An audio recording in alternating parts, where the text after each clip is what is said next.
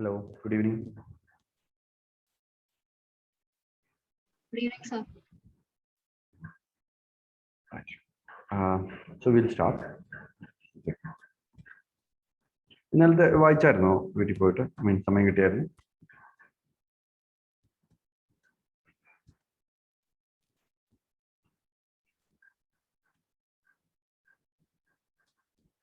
അതിന് വായിച്ചില്ല?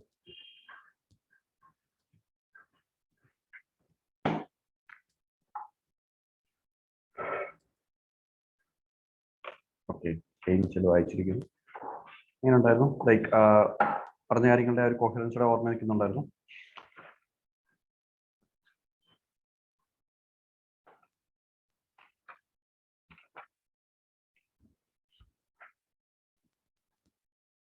Okay, very good.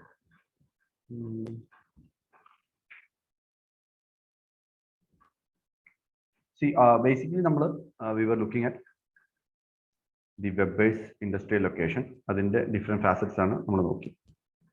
എല്ലാവരും അവിടെ പോയി വേറെ എന്തെങ്കിലും പ്രോഗ്രാം ഉണ്ടോ, ടെസ്റ്റോ അങ്ങനെ എന്തെങ്കിലും ഉണ്ടോ?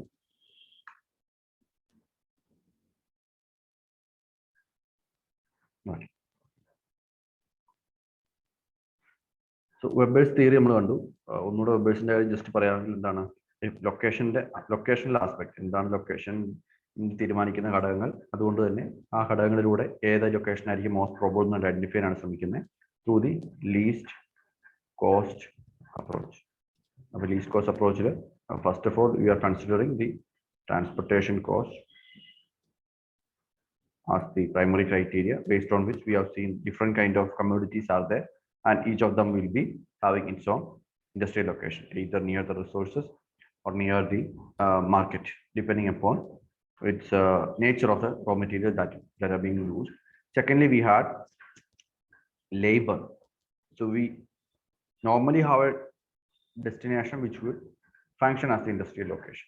ചില കാര്യങ്ങൾ കൊണ്ട് ഇവിടെ നമുക്ക് the ideas of ഐസോട്ടിം, ഐസോഡോപ്പെയിൻ തുടങ്ങിയ കാര്യങ്ങൾ നമ്മൾ ഓർത്തിരിക്കണം.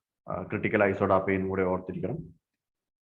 അതിനുശേഷം ഈ critical isodapane with inside the critical isodapane we have locational changes due to labour advantages. Labour cheap cost ആയിട്ട് ട്രാൻസ്പോർട്ടേഷൻ കോസ്റ്റ് ഇച്ചിരി കൂടിയാലും ലേബർ കോസ്റ്റ് കുറച്ചുകൊണ്ട് ഇവഞ്ച്വൽ ലീസ്റ്റ് കോസ്റ്റ് അപ്രോച്ചിലേക്ക് എത്താൻ, ഏറ്റവും ലീസ്റ്റ് കോസ്റ്റ് കണ്ടുപിടിക്കാൻ പറ്റിയ ലേബർ അഡ്വാൻറ്റേജ് ഉള്ള സ്ഥിതിയിലാണെന്ന് പറഞ്ഞിട്ട് അങ്ങോട്ട് റീലൊക്കേഷൻ ഉണ്ട്, which is the second factor, labour.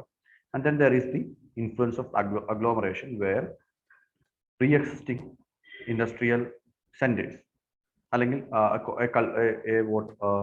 A centre which has been developed by the presence of different kind of industry. അങ്ങനെയുള്ളിടത്ത് അഗ്ലോമറേഷൻ ബെനിഫിറ്റ്സുകൾ, എക്കണോമിക് ആയിട്ടുള്ള പല ബെനിഫിറ്റുകൾ, സ്കില്ലിന്റെ കാര്യത്തിൽ, ക്യാപിറ്റലിന്റെ കാര്യത്തിൽ, റോ മെറ്റീരിയൽ, സെക്കൻഡറി റോ മെറ്റീരിയലിന്റെ കാര്യത്തിൽ ഉള്ള അഡ്വാൻറ്റേജ് ഉണ്ടാകും. അപ്പോൾ there the industry tends to focus upon. നമുക്ക് കുറെ പല അഗ്ലോമറേഷൻ അറിയാം. ഇപ്പോൾ ഒന്ന് ഡൽഹി ഒരു അഗ്ലോമറേഷൻ ഉണ്ട്, Mumbai is an agglomeration where load of industries despite അതിനുള്ള ഏറ്റവും പറ്റിയ ലൊക്കേഷൻ അതായിരിക്കത്തില്ല. ഫോർ എക്സാമ്പിൾ കോട്ടൺ ഒക്കെ പണ്ട് നല്ല ലൊക്കേഷൻ ആയിരുന്നെങ്കിലും ഇപ്പോഴും അവിടെ സർവൈവ് ചെയ്യുന്നുണ്ട്. Why? Because there is a load of other industries which are associated. Chemical industry ഉണ്ട്, ഇതെല്ലാം പരസ്പരം ബന്ധപ്പെട്ട് കിടക്കുന്ന കാര്യങ്ങളാണ്. അപ്പൊ അതുകൊണ്ട് തന്നെ അവിടെ സർവൈവ് ചെയ്യും. അപ്പോൾ ഇതാണ് അഗ്ലോമറേഷൻ എന്ന് പറഞ്ഞ കാര്യം. ഈ മൂന്ന് കാര്യങ്ങളാണ് ബേസിക്കലി ഒരു ഇൻഡസ്ട്രിയുടെ ലൊക്കേഷൻ എവിടെയാണെന്നുള്ളത് മനസ്സിലാക്കാൻ നമ്മളെ സഹായിക്കുന്നത്. അല്ലെങ്കിൽ ഏറ്റവും ഐഡിയൽ ആയിട്ടുള്ള ലൊക്കേഷൻ കണ്ടുപിടിക്കുക എന്നുള്ളത് ഈ മൂന്ന് ഫാക്ടേഴ്സിനെ മനസ്സിലാക്കിക്കൊണ്ടാണ് നമുക്ക് ചെയ്യാൻ പറ്റുക. ഇത്രയും കാര്യങ്ങളാണ് നമ്മൾ പഠിച്ചത്. Next one is we have to basically analyse the theory. So theory in general, we consider this theory to be true, and mostly it is applicable. Applicability is high with respect to gross raw materials. Pure raw materials ന്റെ കാര്യത്തിലേക്ക് വരുമ്പോഴും അല്ലാത്ത പല കോണ്ടെക്സ്റ്റിൽ ഇതിന് പല changes വന്നിട്ടുണ്ട്. For example, look at the case of distance and transportation. പണ്ട് കാലത്ത് വളരെ കുറച്ച് മോഡ്സ് ഓഫ് ട്രാൻസ്പോർട്ടേഷൻ ഉണ്ടായിരുന്നു. മേ ബി ഒരു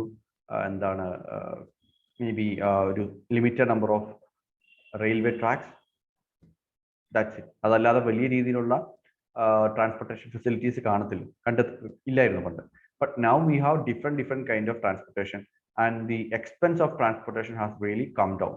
പണ്ട് ട്രാൻസ്പോർട്ടേഷൻ എക്സ്പെൻസ് എന്ന് പറഞ്ഞാൽ ഭയങ്കര കൂടുതലായിരുന്നെങ്കിൽ ഇന്ന് എക്സ്പെൻസ് പലപ്പോഴും തീരെ കുറവാണ്. അല്ലെങ്കിൽ കോമ്പീറ്റിംഗ് ആയിട്ടുള്ള models like railways very efficient these days, road network, air traffic. For example, if you have to go for milk farming, that is dairy farming. Dairy farming നമുക്ക് എന്താണ് ഡയറി വെജിറ്റബിൾ ഫാമിങ്ങിലൊക്കെ ഇന്ന് എന്താ പറയുക we have airplanes. So because of that we can transport it across the globe. Similarly, if you look at the railways of today, they can carry more weightage, more tonnage in comparison to the energy that is being used. പണ്ട് കോളൊക്കെ കത്തിച്ച് കുറേ energy വേണമെങ്കിൽ ഇന്ന് ഇലക്ട്രിസിറ്റിയിലാണ് ഓടുന്ന ട്രെയിനുകൾ, കുറേ കൂടി efficient ആയി കോസ്റ്റ് കുറച്ച് കൊണ്ടുവരാൻ പറ്റും. അപ്പോൾ അങ്ങനെ ട്രാൻസ്പോർട്ടേഷൻ എന്നൊരു എലമെന്റിന്റെ സിഗ്നിഫിക്കൻസ് കുറഞ്ഞിട്ടുണ്ട്. എന്നിരുന്നാലും ഗ്രോസ് റോ മെറ്റീരിയലിന്റെ കാര്യത്തിൽ ഇപ്പോഴും എന്താ പറയുക അതിൻ്റെ ഒരു സിഗ്നിഫിക്കൻസ് സ്ട്രോങ് ആയിട്ട് തന്നെയുണ്ട്. Especially with respect to industries like iron or refineries. Okay, നമുക്ക് ഇന്ത്യയുടെ റിഫൈനറീസ് പലതും നോക്കുവാണെങ്കിൽ എന്താണ്, we can see that India's refineries mostly are located along the coast line. Kochi refinery ഉണ്ട്, മുംബൈയിലുണ്ട്, അല്ലെങ്കിൽ ഗൾഫ് ഓഫ് കംബർട്ട് ഉണ്ട്, ജാംനഗർ റിലയൻസിന്റെ ഇൻഡസ്ട്രീസ് ഉണ്ട്, റിലയൻസ് ഇൻഡസ്ട്രീസിന്റെ റിഫൈനറി ഉണ്ട്. ഇതെല്ലാം ഏതാണ് port based locations ആണ്. Why? Because petroleum is brought from the Gulf or other regions through the ports. So അതിനടുത്ത് തന്നെ റിഫൈനറി വെച്ച് ആദ്യം തന്നെ റിഫൈൻ ചെയ്തിട്ട് ആവശ്യമുള്ള പ്രൊഡക്ട്സിന്റെ വെയിറ്റ് മാത്രം ട്രാൻസ്പോർട്ട് ചെയ്യുന്ന രീതിയിൽ. So gross raw material still holds true. പക്ഷെ എന്നിരുന്നാൽ തന്നെ പല ലിമിറ്റേഷൻസ് ഉണ്ട്. Okay, so first of all will look at the application in India. ഒരു ആപ്ലിക്കേഷൻ നോക്കാമെങ്കിൽ the most striking one would be again the iron ore industry. Okay, so if you look at the Zaria, if you look at the Jamshedpur iron and steel plant, you can see there is R1, that is, and R2. Now R1 is called, that is Zaria, and R2 that is what, Singhbum. Yeah, Singhbum. Singhbum എന്താണ് കിട്ടുന്നത്? Singhbum you will get. Zaria എന്താണ് famous for? Zaria is famous for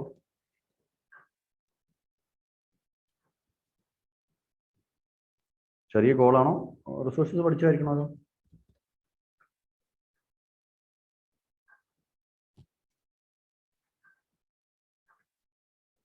Okay, here the market is Kolkata and the industry is located in Jamshedpur.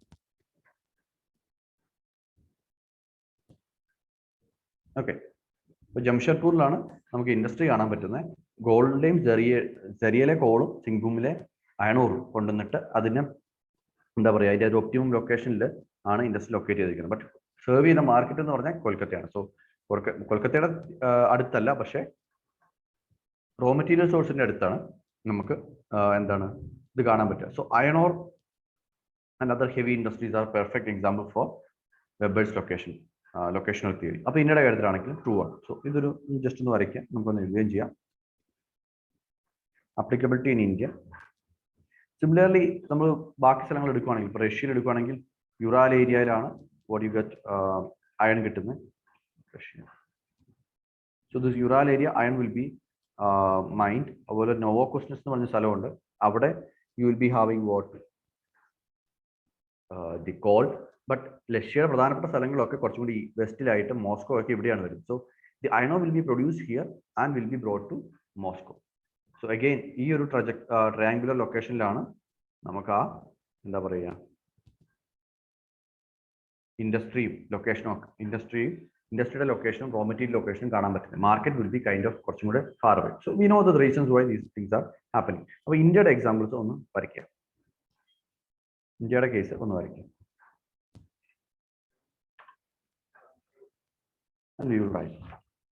അതിനുശേഷം അതിന്റെ ഒരു എന്താണ് applicability കണ്ടതിന് ശേഷം നമ്മൾ അതിന്റെ നെഗറ്റീവ് സൈഡ്സ് കൂടെ ക്രിറ്റിസിസം ഓഫ് തിയറി കൂടെ കാണാം.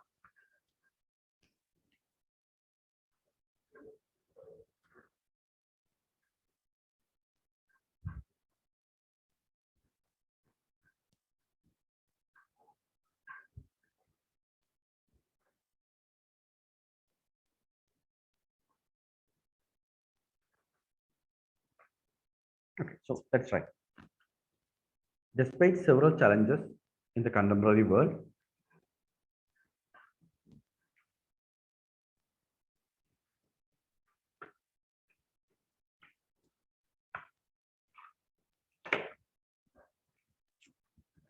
Despite several challenges in the contemporary world, it is found that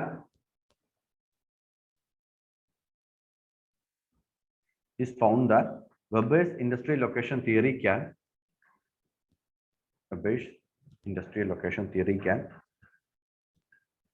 successfully explain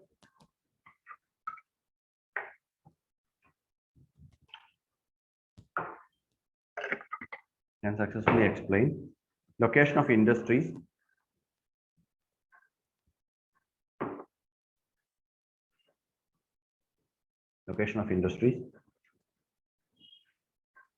based on gross raw material, based on gross raw material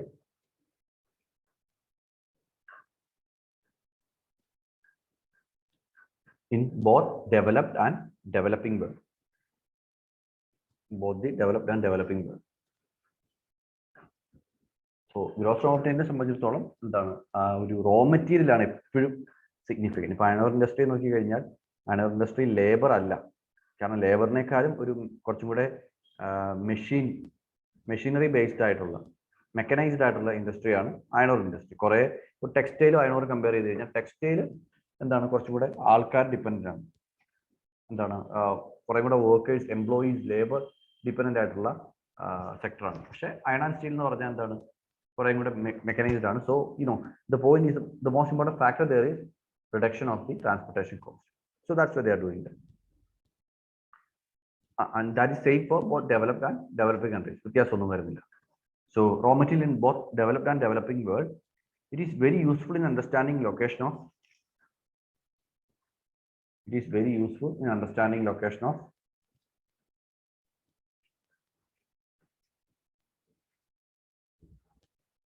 metal-based industries like metal-based industries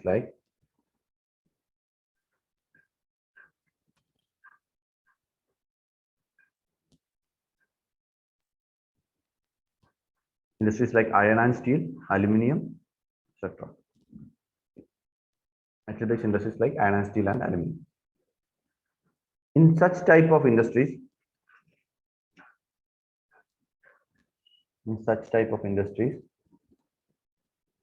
applicability of theory is found to be universal.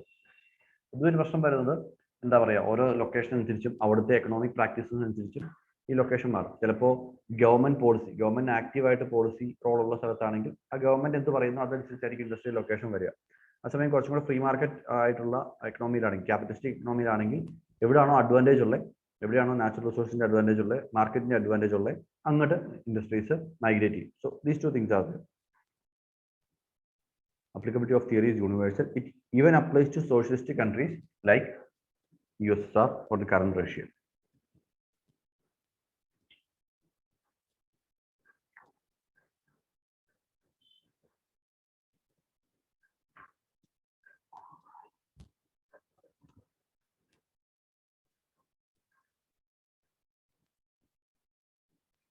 Okay.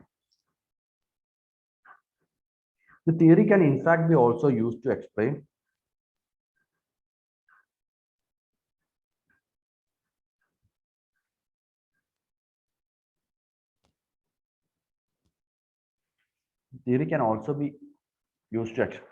the location of several service-based industries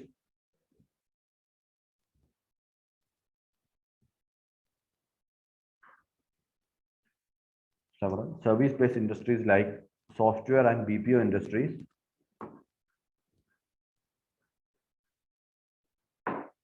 software, IT, all these industries. Location of such industries in recent times, location of such industries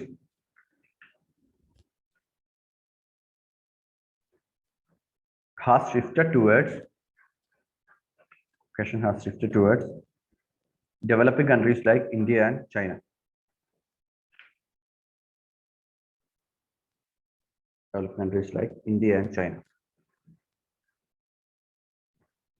This is because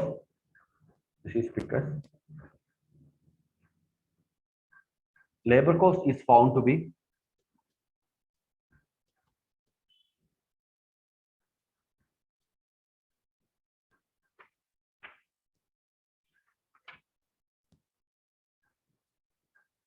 labor cost is found to be lowering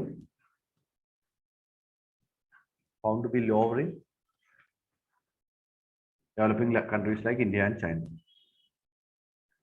So എന്താണ് ഇവിടെ പറഞ്ഞെന്താണ് നമ്മൾ service industry എന്നൊക്കെ പറഞ്ഞാൽ raw material based അല്ല, റുബിക്വിറ്റസ് ആയിട്ടുള്ള raw materials ആണ് അല്ലേ. പ്രത്യേകിച്ച് എന്താ മൈൻസ് മിനറൽസോ അങ്ങനെയുള്ളതൊന്നും അല്ല വേണ്ടത്, കുറേ കൂടെ ആൾക്കാരുടെ മൈൻഡിന്റെ ആപ്ലിക്കേഷൻ ആണ് വരുന്നത്. സർവീസ് ഇൻഡസ്ട്രി പ്രത്യേകിച്ചും സോഫ്റ്റ്വെയർ ഒക്കെ തീർച്ചയായും അങ്ങനെ തന്നെയാണ്. അപ്പോൾ അവിടെ എന്താ പറയുന്നത്, റോ മെറ്റീരിയലിന് ഡിപ്പെൻഡൻസ് ഇല്ല. ബട്ട് സ്റ്റിൽ നമുക്ക് ഒരു രീതിയിൽ പറഞ്ഞാൽ അതിന് ക്രിറ്റിസിസവും ഉണ്ട്. ഒരു രീതിയിൽ പറഞ്ഞാൽ വെബറിന്റെ തിയറി വെച്ചിട്ട് ഇതൊക്കെ മൈഗ്രേറ്റ് ചെയ്യുന്നത് അല്ലെങ്കിൽ പുതിയ ലൊക്കേഷൻ കണ്ടുപിടിക്കുന്നത് പൂർ ആയിട്ടുള്ള ലേബർ അവൈലബിൾ അല്ല, പൂർ അല്ല ചീപ്പ് ആയിട്ടുള്ള ലേബർ അവൈലബിൾ ആയിട്ടുള്ള സ്ഥലങ്ങളിലേക്കാണ്, ഇന്ത്യ, ചൈന. ബിക്കോസ് എന്താ പറയുക, ഇൻഫ്ലേഷനോ അല്ലെങ്കിൽ ലിവിങ് സ്റ്റാൻഡേർഡ്സോ അല്ലെങ്കിൽ wage levels, mostly wage levels ഒക്കെ നോക്കുകയാണെങ്കിൽ യൂറോപ്യൻ കൺട്രീസിന് വളരെ കൂടുതലായിരിക്കും. അതിൽ നിന്ന് കുറവുള്ള വേജ് ലെവൽസ് ആണ് ഇന്ത്യ പോലത്തെ കൺട്രിയിലേക്കാണ്. So these companies are shifting towards places like India, right? Okay, so അതാണ് ആ പോയിന്റ്. അപ്പോൾ അത് ഒരു തിയറിയുടെ ഒരു ആപ്ലിക്കബിലിറ്റി ആയിട്ട് തന്നെ നമുക്ക് എടുക്കാം.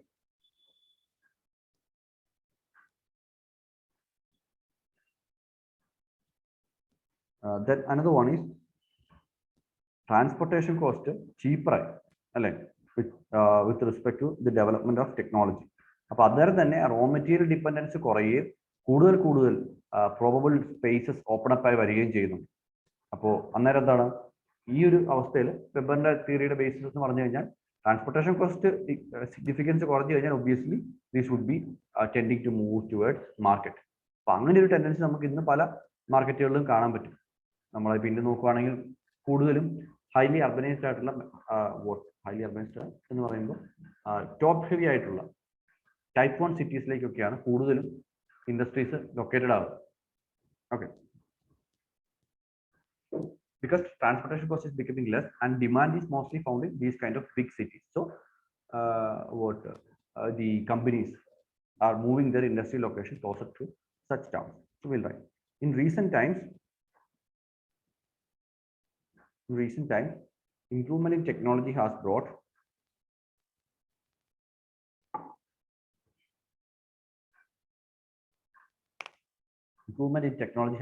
about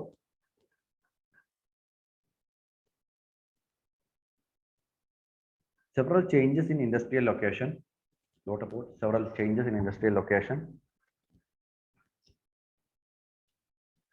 Primarily due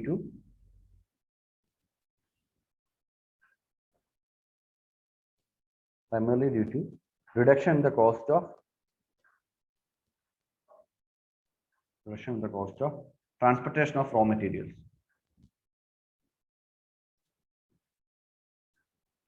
Through technological developments.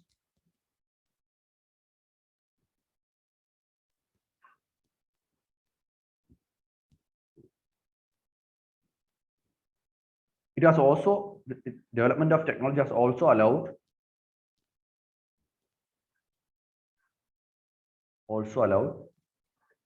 intensification and better efficiency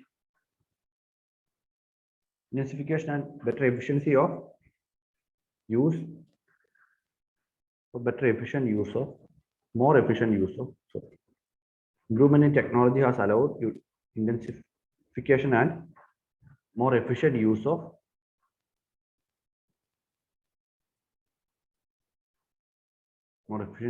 resources, and thus bringing down the cost of transportation of raw materials.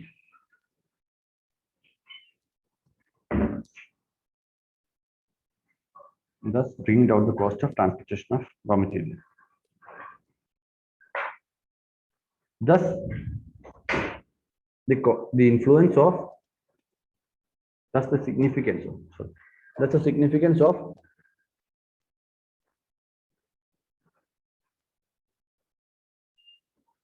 raw material and transportation cost. That's the influence of raw material and transportation cost has declined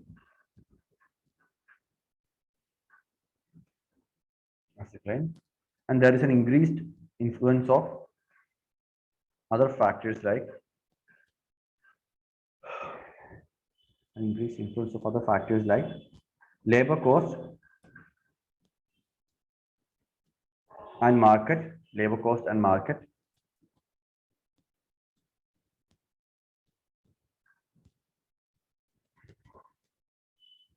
on industrial location. Increased influence of labor factors like labor cost and market on industrial location.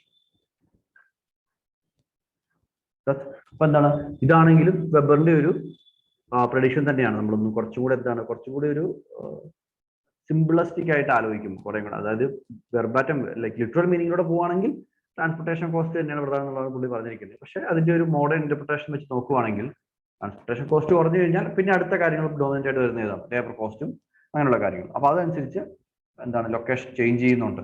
അപ്പോൾ ഇതെല്ലാം എന്താണ് വെബറിന്റെ ഒരു achievement ആണ്. Okay, അപ്പൊ നമുക്കിത് പല കാര്യങ്ങളും പറയാം. ഫോർ എക്സാമ്പിൾ ഏറ്റവും ബിഗസ്റ്റ് എക്സാമ്പിൾ ഈസ് എന്താണ് ഇത് ഗ്ലോബൽ സപ്ലൈ ചെയിൻ ആണ് ഏറ്റവും best example.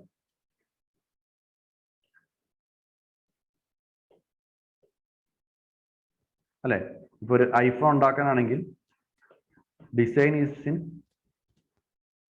in USA, maybe mass produced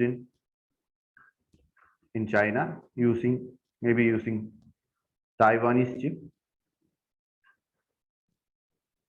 and then maybe assembled in other countries, maybe China itself or maybe Bangladesh, maybe India.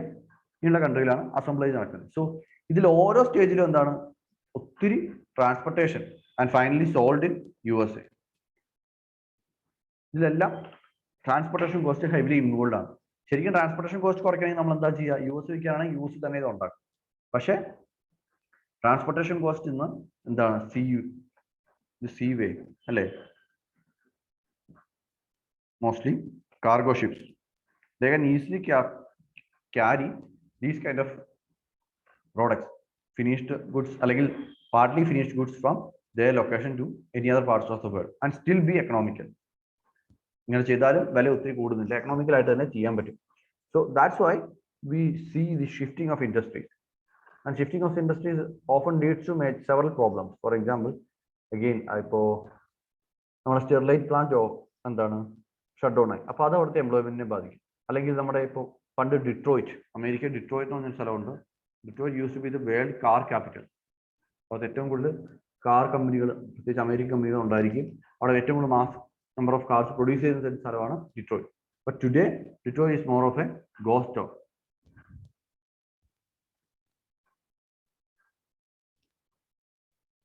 Okay,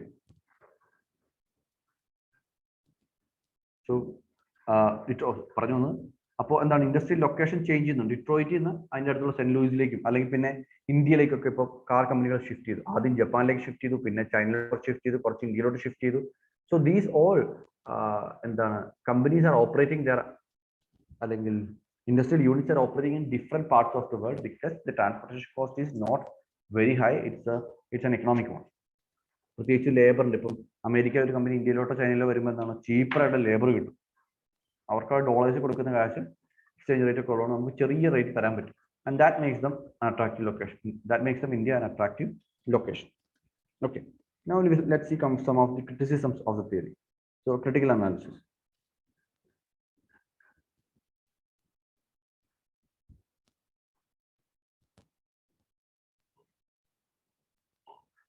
First one, again about the assumptions, you can be sure like എല്ലാ മിക്ക തിയറീസും ആ ഒരു അസംഷൻസിന്റെ പ്രശ്നമുണ്ട്. Most of assumptions are unrealistic. Most of the assumptions are unrealistic, like the isotropic surface. The isotropic surface is never really found. It's never.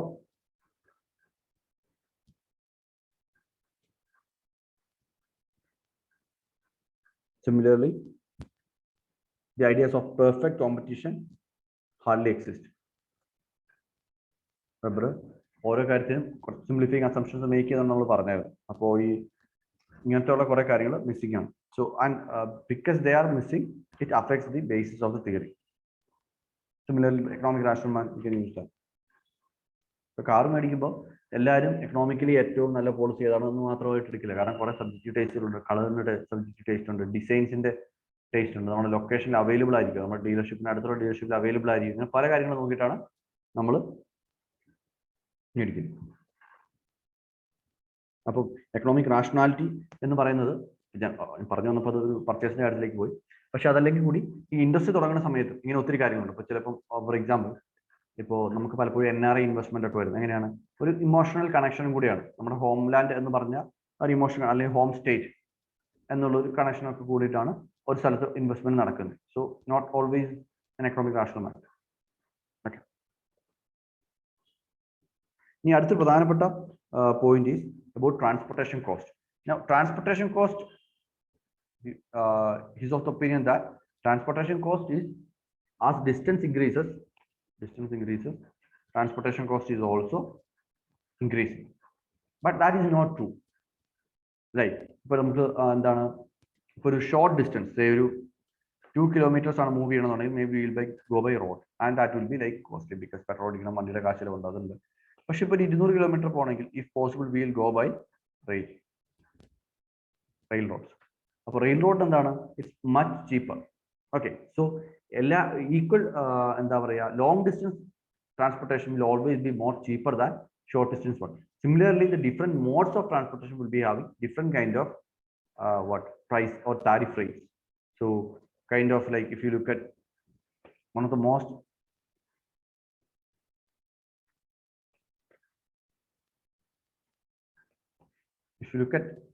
road transport, you will see that road transport, the cost will steadily increase. But for some of the products like modes like rail അല്ലെങ്കിൽ air traffic, the increase will not be that ഓരോ kilometre കൂടുന്നവർ അത്രയും കൂടി വരുന്ന നടത്തുന്ന ചെറിയ വ്യത്യാസമേ കാണുള്ളൂ. So initially small distance rails is like not good, but for long distance rail is certainly good because its cost of transport will become lesser than road. So the point is, that's right. Moreover, transportation cost does not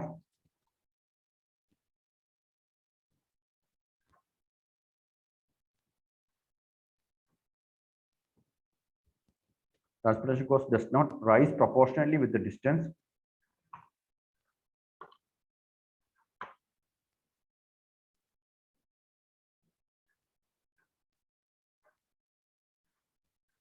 Transportation cost does not rise proportionally with the distance.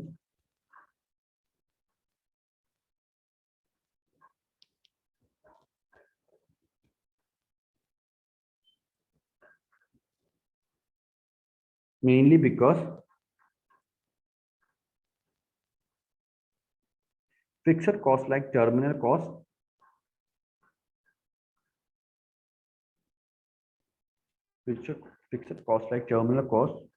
leads to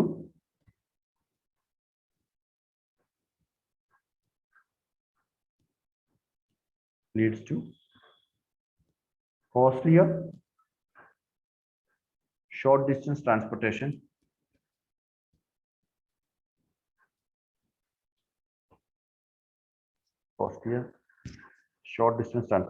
than the long distance transportation.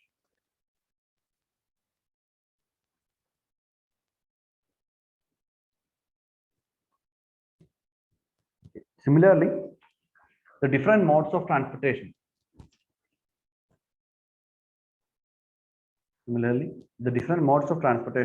Is also having different tariff rates.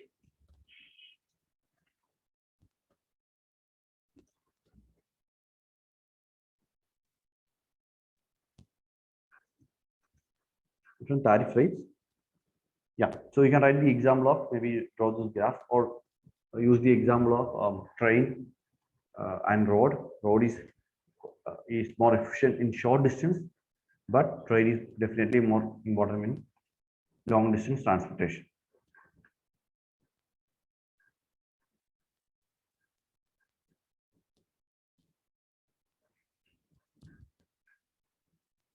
Okay, another one.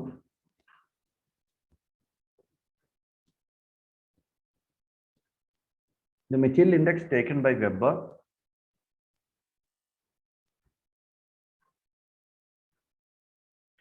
the material index taken by Weber was too crude.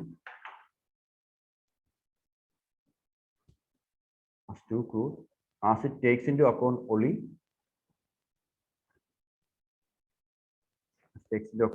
few factors of production.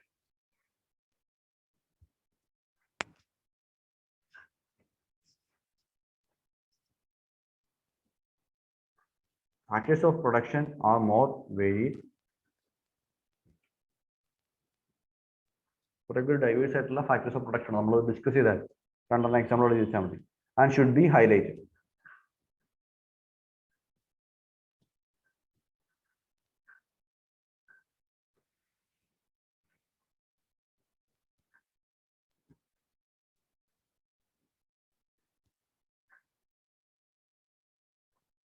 Weber has concentrated too much on minimizing. At the point, Weber has concentrated too much on minimizing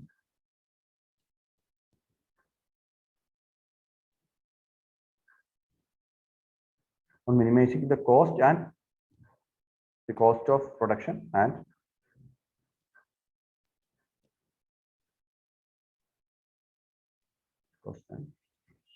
minimizing the cost of production and failed to identify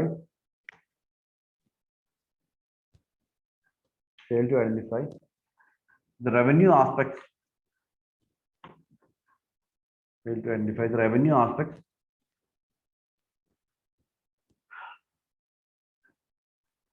Of a firm's operation.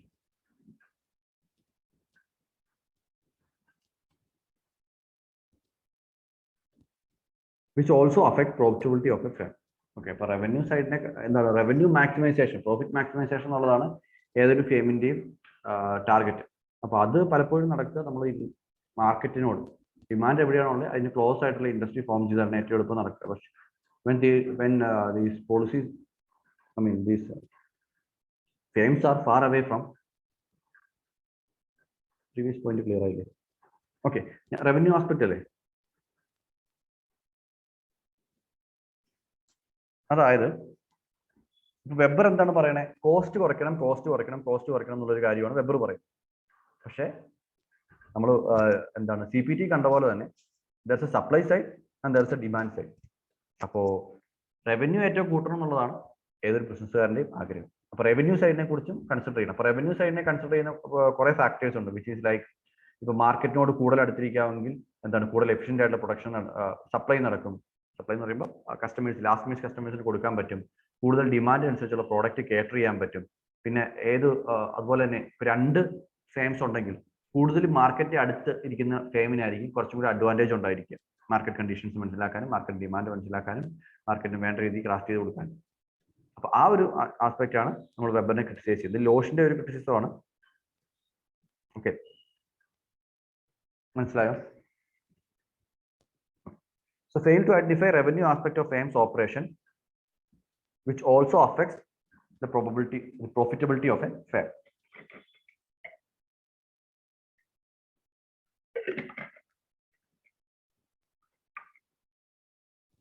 അതിലൂടെ നമുക്ക് പറയാവുന്ന ഒരു കാര്യമാണ് according to ലോഷ്, നമ്മൾ കഴിഞ്ഞ ദിവസം കണ്ട Losch, LOSCH, Losch, in modern world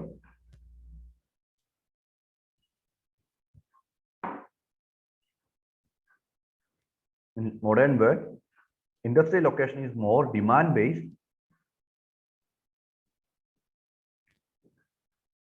and hence industries are found to be closer to the market.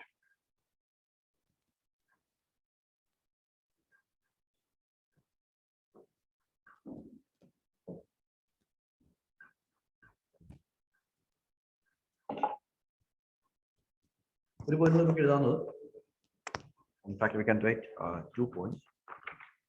The theory has also been criticized by behavioralist and humanist kind of and structuralist. See all these perspective പഠിച്ച ആൾക്കാർ. Why? Because അത് ഹ്യൂമന്റെ behavioural കാര്യങ്ങൾ അല്ലെങ്കിൽ mental മാപ്പ് അല്ലെങ്കിൽ ഒരു എൻവയോൺമെന്റൽ കണ്ടീഷൻസിനെ ഒന്നും consider ചെയ്യുന്നില്ല. There are several decisions which are taken based on the behavioral pattern of an entrepreneur.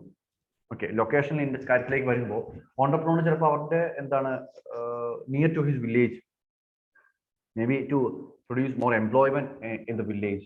So ഇങ്ങനെയുള്ള പല കൺസിഡറേഷൻ്റെയും ബേസിലാണ് ഒരു തീരുമാനം എടുക്കുന്നത്.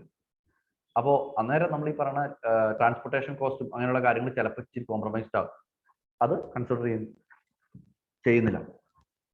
So the theory has been criticized by behavioralists, humanists and structuralists as theory has been criticized by behavioralists, humanists and structuralists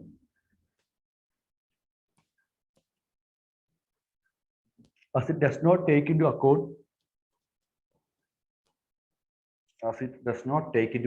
account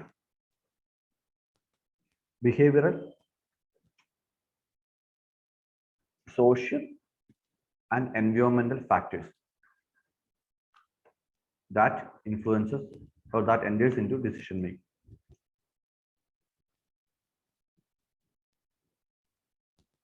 Does not take into account the behavioral, social and environmental factors that enter into decision making.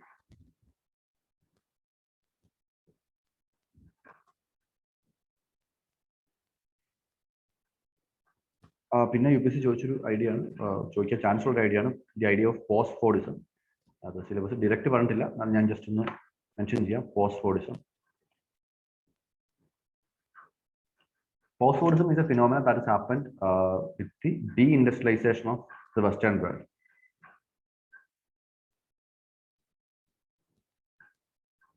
നേരത്തെ there used to be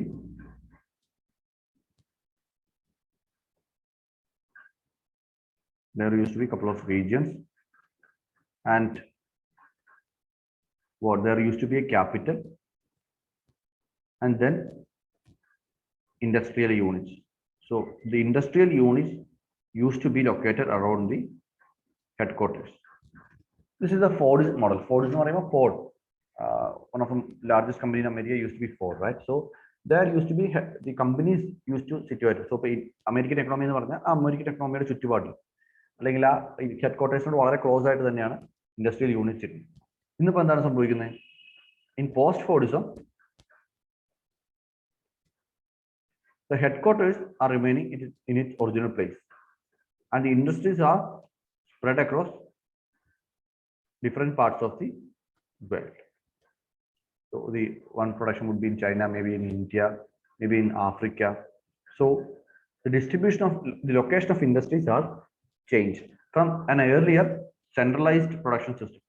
The headquarters അതിന്റെ അടുത്ത് തന്നെ അല്ല അതിന്റെ vicinity തന്നെ manage ചെയ്യാവുന്ന രീതിയിൽ industry units വെക്കും. ഇന്ന് ഇത് കുറച്ചും കൂടെ ഡീസെൻട്രലൈസ്ഡ് ആണ്. And industry has flown more towards market. മാർക്കറ്റിൽ ലേബർ ഉള്ള സ്ഥലങ്ങളിലേക്ക് തന്നെയാണ് ഫ്ലോ ചെയ്യുന്നത്. അപ്പം if you look at USA ഇന്ന് there used to be several industries in USA. These all have migrated to India, Bangladesh, China, especially China. China പോലത്തെ മാർക്കറ്റിലേക്ക് emerging മാർക്കറ്റിലേക്ക് ഷിഫ്റ്റ് ചെയ്തിട്ടുണ്ട്. So this is the phenomenon of post Fordism.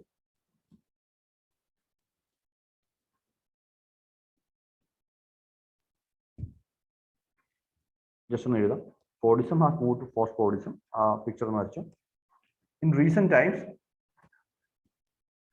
അടുത്തൊരു point ആണ് criticism ആയിട്ട്. In recent times, there has been an increase in complexity of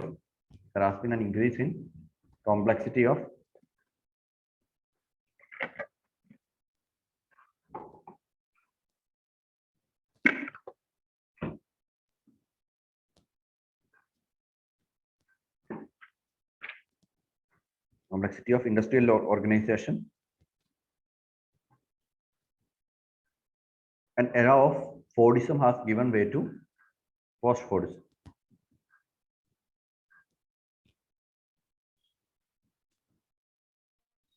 Era of Fordism has given way to post Fordism, due to which industrial location has changed from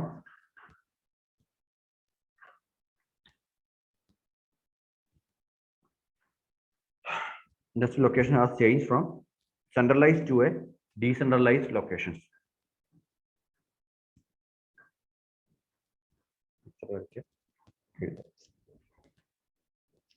This has led to a phenomenon of deindustrialization in the developed world. So developed world in the developing countries like ഈ shift ഉണ്ടായത്.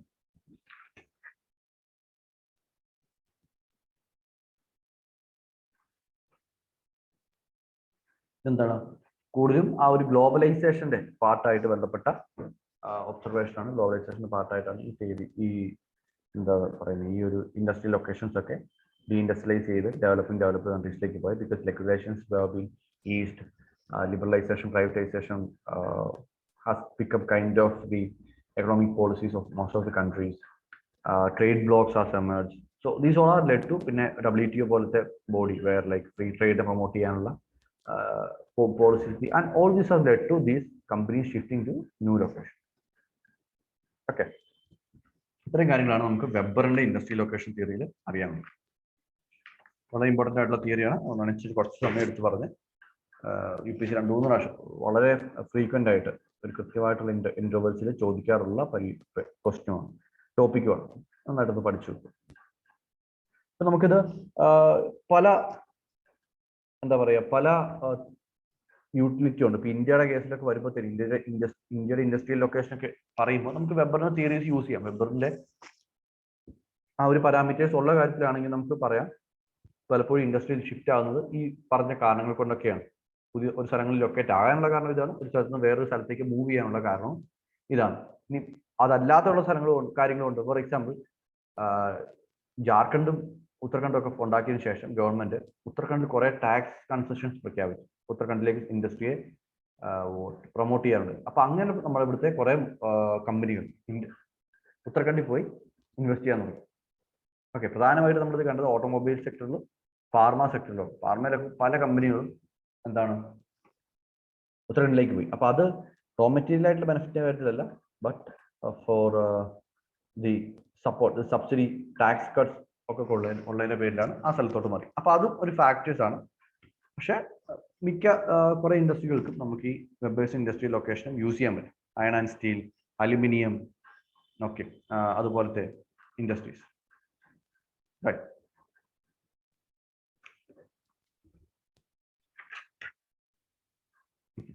Give me a second. One minute. Just a sec.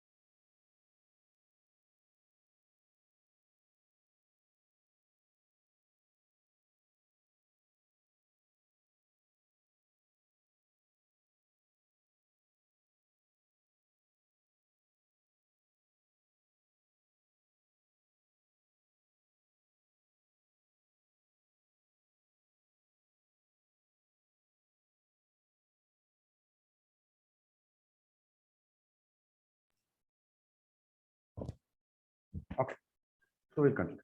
അപ്പോൾ ആ വെബറിന്റെ theory clear ആണോ? Sir, ഇപ്പൊ ഈ transportation labour ഒക്കെ consider ചെയ്തിട്ട് ഇപ്പോ അഗ്ലോമറേഷൻ അഡ്വാൻറ്റേജ് ഉണ്ടെങ്കിൽ അതിനായിരിക്കില്ലേ കൂടുതൽ ഇമ്പോർട്ടൻസ് വരുന്നത്? അഗ്ലോമറേഷൻ ഇതിന്റെ ഒരു ലാസ്റ്റ് സ്റ്റേജ് ആണ്. Because labour will always be, labour ഉള്ളപ്പം അഗ്ലോമറേഷന്റെ ഒരു ബെനിഫിറ്റ് അല്ലെങ്കിൽ അഗ്ലോമറേഷന്റെ ഭാഗമായിട്ട് ലേബർ അങ്ങോട്ട് വരുന്നുണ്ട്. കുറച്ച് കഴിയുമ്പോഴത്തേനും അത് കോസ്റ്റ്ലി ആകാനുള്ള ചാൻസ് ഉണ്ട്. സോ ലേബർ അഗ്ലോമറേഷൻ ആണ് ഏറ്റവും അവസാനത്തെ ഫേസ്. മനസ്സിലായോ? അഗ്ലോമറേഷനിലേക്ക് വേറെ ഒത്തിരി ഫാക്ടേഴ്സ് ഉണ്ട്. ലേബർ മാത്രമല്ല, എക്കണോമിക്സ് ഓഫ് സ്കെയിൽ ഉണ്ട്, ഇന്നോവേഷൻ ഉണ്ട്, അങ്ങനെ പല കാര്യങ്ങൾ വരുന്നുണ്ട്.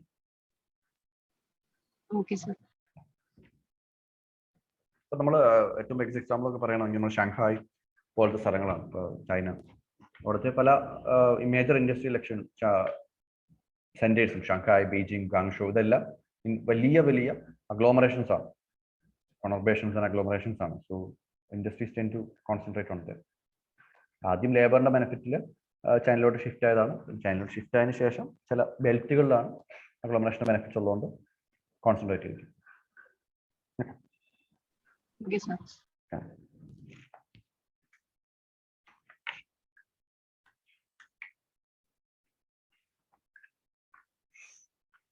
അപ്പോൾ ഈ തിയറി നമുക്ക് നന്നായിട്ട് യൂസ് ചെയ്യാം കേട്ടോ. കാരണം പല ആൻസേഴ്സ് എഴുതുമ്പോൾ ഇൻഡസ്ട്രിയിലൊക്കെ ഓരോ ആൻസേഴ്സ് എഴുതുമ്പോൾ നമുക്ക് എന്തുകൊണ്ട് ഒരു ഇൻഡസ്ട്രിയൽ ലൊക്കേഷൻ വരുന്നതൊക്കെ ചോദിച്ചു കഴിഞ്ഞപ്പോൾ പലപ്പോഴും പല പ്രത്യേകിച്ച് ജംഷഡ്പൂരുള്ള സ്ഥലങ്ങൾ അവിടുത്തെ ഒരു അർബൻ സെന്റർ തന്നെ ഡെവലപ്പ് ആകാനുള്ള കാരണം ഈ പറഞ്ഞ പോലത്തെ ആ ഒരു ലൊക്കേഷൻ റോ മെറ്റീരിയലിന്റെ ഒരു നേച്ചറാണ്. ആ റോ മെറ്റീരിയൽ അവിടുത്തെ right type of raw material ഉണ്ടായപ്പോൾ ഇൻഡസ്ട്രീസ് ഗോട്ട് എസ്റ്റാബ്ലിഷ്ഡ്. നമ്മുടെ ടിസ്കോ, ടാറ്റ അയൺ ആൻഡ് സ്റ്റീലൊക്കെയാണ് ആദ്യം വരുന്നത്. പിന്നെ നമ്മുടെ ഗവൺമെന്റ് ഓഫ് ഇന്ത്യ കുറെ 2-3 ഇൻഡസ്ട്രീസ് തുടങ്ങി. നമുക്ക് ആഫ്റ്റർ ഇൻഡിപെൻഡൻസ് അറിയാം, ബൊക്കാറോ പോലത്തെ industries. So Bhilai, so that's how locational advantage ഉണ്ട് റോ മെറ്റീരിയലിന്റെ കാര്യങ്ങൾ കൊണ്ട് അവിടെ ഇൻഡസ്ട്രീസ് വന്നു. സോ വി ക്യാൻ ഇൻഡസ്ട്രിയൽ കാര്യങ്ങൾ വൺ തിങ് ഈസ് ദാറ്റ് നമുക്ക് ഈ പറഞ്ഞ കാര്യങ്ങളൊക്കെ ഇന്റർകണക്റ്റഡ് ആണ്. അപ്പോൾ ഇൻഡസ്ട്രിയൽ ജോഗ്രഫി അതിന്റെ മോഡൽസ് ആൻഡ് തിയറീസ് നമുക്ക് ഓൾവേസ് സെറ്റിൽമെന്റ് ജോഗ്രഫിയിലോട്ട് വരുമ്പോഴും ഒക്കെ യൂസ് ചെയ്യാം. സോ അതൊന്ന് ഇന്റഗ്രേറ്റഡ് ആയിട്ട് വർക്ക്ഔട്ട് ചെയ്യാം. നമ്മൾ ക്ലാസ്സിൽ കഴിഞ്ഞതിന് ശേഷം നമ്മൾ എന്താ പറയുക, ഇരുന്ന് കണക്ഷൻസ് ബിൽഡ് ചെയ്യും. നമ്മൾ പഠിക്കും, കൂടുതൽ വായിക്കും, കൂടുതലായിട്ടുള്ള റെഫറൻസ് മെറ്റീരിയലിലൂടെയൊക്കെ നമ്മൾ കടന്നു പോകുന്ന സമയത്ത് നമ്മളതിന് ജസ്റ്റ് വായിച്ചു പോവാതെ അതെങ്ങനെയാണ് രണ്ടും ബന്ധപ്പെട്ട് കിടക്കുന്നത് എന്നുള്ള രീതിയിൽ പ്രോസസ് ചെയ്യാൻ പറ്റും. ഇപ്പോൾ ഗ്രോത്ത് പോൾ തിയറി നമ്മൾ കണ്ടുപിടിച്ചതാണ്. ഗ്രോത്ത് പോൾ തിയറി നമുക്ക് അഗ്ലോമറേഷനുമായിട്ട് കണക്ട് ചെയ്യാം അല്ലെ. ഇപ്പോൾ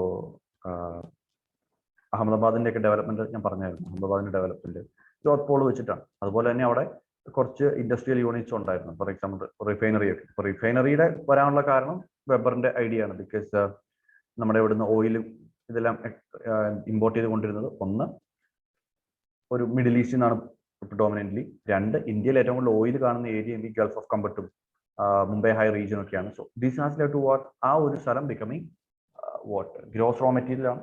ആ ഒരു സ്ഥലത്ത് അതിന് ഇമ്പോർട്ടൻ്റ് ആവും. അപ്പോൾ വൺസ് ദാറ്റ് ലൊക്കേഷൻ അഡ്വാൻറ്റേജ് കൊണ്ട് അവിടെ 2-3 ഇൻഡസ്ട്രീസ് എസ്റ്റാബ്ലിഷ്ഡ് ആയി. പ്രിഡോമിനന്റ്ലി റിഫൈനറി ഇൻഡസ്ട്രി എന്ന് പറയുമ്പോഴത്തേക്കും റിഫൈനറിയിൽ നിന്ന് പ്രൊഡ്യൂസ് ചെയ്യുന്ന പല പ്രോഡക്റ്റ്സുമാണ് പിന്നെ ഓരോ പ്രോഡക്ട്സിനൊക്കെ യൂസ് ചെയ്യുന്നത്. So refinery to petrochemical industry, അതായത് റിഫൈനറിയിൽ നിന്ന് റിഫൈൻ ചെയ്തെടുക്കുന്ന പ്ലാസ്റ്റിക് ഒക്കെ എങ്ങനെയാണ് പെട്രോളിൽ നിന്നാണ് കൊണ്ടുവരുന്നത്. അപ്പോൾ പെട്രോകെമിക്കൽ ഇൻഡസ്ട്രീസ് ഉണ്ടായി കഴിയുമ്പോൾ പലതരത്തിലുള്ള മാനുഫാക്ചറിങ് ഇൻഡസ്ട്രീസ് അവിടെ ഉണ്ടാകും. അതിൽ നിന്ന് കഴിഞ്ഞിട്ട് പിന്നെ അതിൻ്റെ കൂടെ ഉണ്ടായ ഒരു വന്നൊരു ഇൻഡസ്ട്രിയാണ് ഫാർമസ്യൂട്ടിക്കൽ ഇൻഡസ്ട്രി. ഓക്കെ, കാരണം പെട്രോകെമിക്കൽസ് അവൈലബിൾ ഉണ്ട്. പെട്രോകെമിക്കൽസിൽ നിന്ന് ഫാർമസ്യൂട്ടിക്കൽ പ്രോഡക്ട്സ് ഉണ്ടാക്കാൻ തുടങ്ങി. ഫാർമസ്യൂട്ടിക്കൽ ഇൻഡസ്ട്രി ഉണ്ടായി കഴിഞ്ഞപ്പോഴത്തേനും ദേ ഫൗണ്ട് ദാറ്റ് ബയോടെക്നോളജിക്ക് പറ്റിയ സ്ഥലമാണ്. Because pharma and biotechnology is very correlated. So biotechnology industry അങ്ങോട്ട് വന്നു. അപ്പോൾ ഇന്ന് ഇന്ത്യയിലെ ഏറ്റവും പ്രധാനപ്പെട്ട ബയോടെക്നോളജി ഹബ്ബാണ് Gujarat, Ahmedabad region. So this is all like initially ഒരു ലൊക്കേഷൻ അഡ്വാൻറ്റേജ് ഉണ്ടായിരുന്നു, ഒരു വെബേറിയൻ അഡ്വാൻറ്റേജ് ഉണ്ടായിരുന്ന സ്ഥലം അഗ്ലോമറേഷൻ വന്ന് ഗ്രോത്ത് പോളായി മാറി. ഇത് one of the biggest urban centres in India, അല്ലെങ്കിൽ one of the most urbanised അല്ലെങ്കിൽ urbanised state and also one of the most industrial states in India. അപ്പൊ അത് വരുന്നത് നമുക്ക് ഇങ്ങനെ കണക്ട് ചെയ്ത് എഴുതാം. പക്ഷെ ഇതൊന്നും നമുക്കിപ്പം ക്ലാസ് ഇവിടെ പറഞ്ഞു തരുന്നതല്ല, ക്ലാസ് പറഞ്ഞു തരുന്നതാണ്. പക്ഷെ നമ്മൾ ഇപ്പൊ എല്ലാ കാര്യങ്ങളും നമുക്ക് ക്ലാസ് പറഞ്ഞു തരാൻ പറ്റില്ല. ഇങ്ങനത്തെ കുറെ കോറിലേഷൻസ് നമുക്ക് ബിൽഡ് ചെയ്യാൻ പറ്റും. നമ്മൾ ഒബ്സർവേഷൻ, നമ്മുടെ കറണ്ട് അഫയേഴ്സ് നമ്മൾ കാണുന്ന കാര്യങ്ങൾ, ഇപ്പൊ കറണ്ട് അഫയേഴ്സിൽ കാണുന്ന കാര്യങ്ങൾ, ഇപ്പൊ ജോഗ്രഫി എന്നൊരു കറണ്ട് അഫയേഴ്സ് മെറ്റീരിയൽ ഇല്ല അല്ലെ, നമുക്ക് വിഷനിലാണെങ്കിലും അങ്ങനെ കാണാറില്ല. പക്ഷെ ജോഗ്രഫി നേച്ചർ ഉള്ളതുകൊണ്ട് നമുക്കറിയാം ഭയങ്കര കോറിലേറ്റഡ് ആണ്. പല പല കാര്യങ്ങൾക്കും നമുക്ക് ജോഗ്രഫിയിലെ പെർസ്പെക്റ്റീവ്സ് കൊണ്ടുവരാൻ സാധിക്കും. ഇപ്പോ ഇന്ത്യയിലെ പോപ്പുലേഷന്റെ കാര്യം പറയുമ്പോൾ നമുക്ക് ഡെമോഗ്രാഫിക് ട്രാൻസിഷൻ കൊണ്ടുവരാം. ഇന്ത്യയിലെ ഡെമോഗ്രാഫിക് ഡിവിഡൻഡ് എന്നുള്ളത് പറയുമ്പോൾ ഡെമോഗ്രാഫിക് ട്രാൻസിഷൻ കൊണ്ടുവരാം. അതിന് എക്സ്പ്ലോറിംഗ് ഫേസിലായതുകൊണ്ടാണ് ഈ പറഞ്ഞ പോലെ ഡെമോഗ്രാഫിക് ഡിവിഡൻഡ് വരുന്നത് എന്നുള്ളൊരു കാര്യം പറയാം. ഇന്ത്യയിൽ MMR IMRന്റെ കാര്യത്തിൽ 2 പാറ്റേൺ ആണല്ലോ. ഒന്ന് കേരളത്തിലെ സൗത്തിലെ ഒരു പാറ്റേണും, 2 കുറച്ചും കൂടെ നോർത്തേൺ സ്റ്റേറ്റ്സിലുള്ള പാറ്റേണും, which can be explained using demographic stage 1 or rather stage 2 and stage 4. നമ്മൾ stage 4ലാണ്, where IMR and MMR will be very low.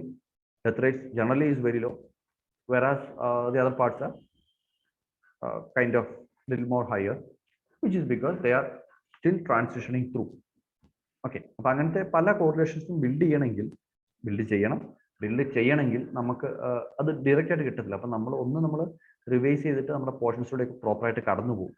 അതിനുശേഷം നമ്മൾ ഈ കടന്നുപോയ പോർഷൻസ് ഒന്ന് ഇരുന്നിട്ട് നമ്മളൊന്ന് ജസ്റ്റ് റിഫ്ലക്ട് ചെയ്യണം. റിഫ്ലക്ട് ചെയ്യുമ്പോൾ നമുക്ക് മറ്റു നമ്മളിങ്ങനെ ഇരുന്ന് ആലോചിക്കുമ്പോൾ നമുക്ക് okay this one can be use there, പലതും പലയിടത്ത് യൂസ് ചെയ്യാം എന്നുള്ളൊരു ഐഡിയ വരും. നമുക്ക് റോസ്റ്റോവിനെയും ഡെമോഗ്രാഫിക് ട്രാൻസിഷൻ സ്റ്റേജിനെയും വേണമെങ്കിൽ യോജിപ്പിക്കാം. ബിക്കോസ് റോസ്റ്റോവിന്റെ ഒരു സ്റ്റേജിൽ നിന്ന് കടന്നു പോകുമ്പോൾ എക്കണോമിക് ഡെവലപ്മെന്റ് മാത്രമല്ല പോപ്പുലേഷൻ ഡിക്ലൈൻ ആകുന്നത് നമുക്ക് കാണാം. ഡെമോഗ്രാഫിക് ട്രാൻസിഷൻ നോക്കുകയാണെങ്കിൽ ആദ്യം ഒരു വലിയ മെഡിക്കൽ ഫെസിലിറ്റി ഒന്നുമില്ലാത്ത പ്രിമിറ്റീവ് സൊസൈറ്റി, ഒരു ബാക്ക്വേർഡ് സൊസൈറ്റിയിൽ നിന്നാണ് പിന്നെ ഏറ്റവും ലാസ്റ്റ് സ്റ്റേജ് ആയിട്ടുള്ള ഹൈലി അഡ്വാൻസ് സൊസൈറ്റിയിലോട്ട് പോകുന്നത് പോപ്പുലേഷന്റെ കാര്യത്തിൽ. അത് നമ്മുടെ സ്റ്റേജ് ഓഫ് ഗ്രോത്ത് എന്ന് പറഞ്ഞ ഐഡിയയുമായിട്ട് കോൺഗ്രുവന്റ് ആയിട്ടുള്ള ഒരു പോയിന്റ് ഓഫ് വ്യൂ ആണ്. അപ്പൊ അങ്ങനെ നമുക്ക് എഴുതാൻ പറ്റും. ഓക്കെ, അപ്പൊ അത് നമ്മളൊന്ന് റിഫ്ലക്ട് ചെയ്യേണ്ട കാര്യമാണ്. അത് പറഞ്ഞപ്പോഴാണ് ഞാൻ ഓർത്തെ ഡെമോഗ്രാഫിക് ട്രാൻസിഷൻ തിയറിയുടെ കാര്യം ഞാൻ മിനിമമായിട്ട് സംസാരിച്ചായിരുന്നു. പുള്ളിക്കാരി നോട്ടം തന്നിട്ടില്ല, അത് എടുത്തിട്ടില്ല എന്നൊരു ഐഡിയ ആണ് എന്നോട് പറഞ്ഞത്. നിങ്ങൾ പറഞ്ഞത് എടുത്തായിരുന്നു പറഞ്ഞു. എന്താണ് അതിന്റെ അവസ്ഥ?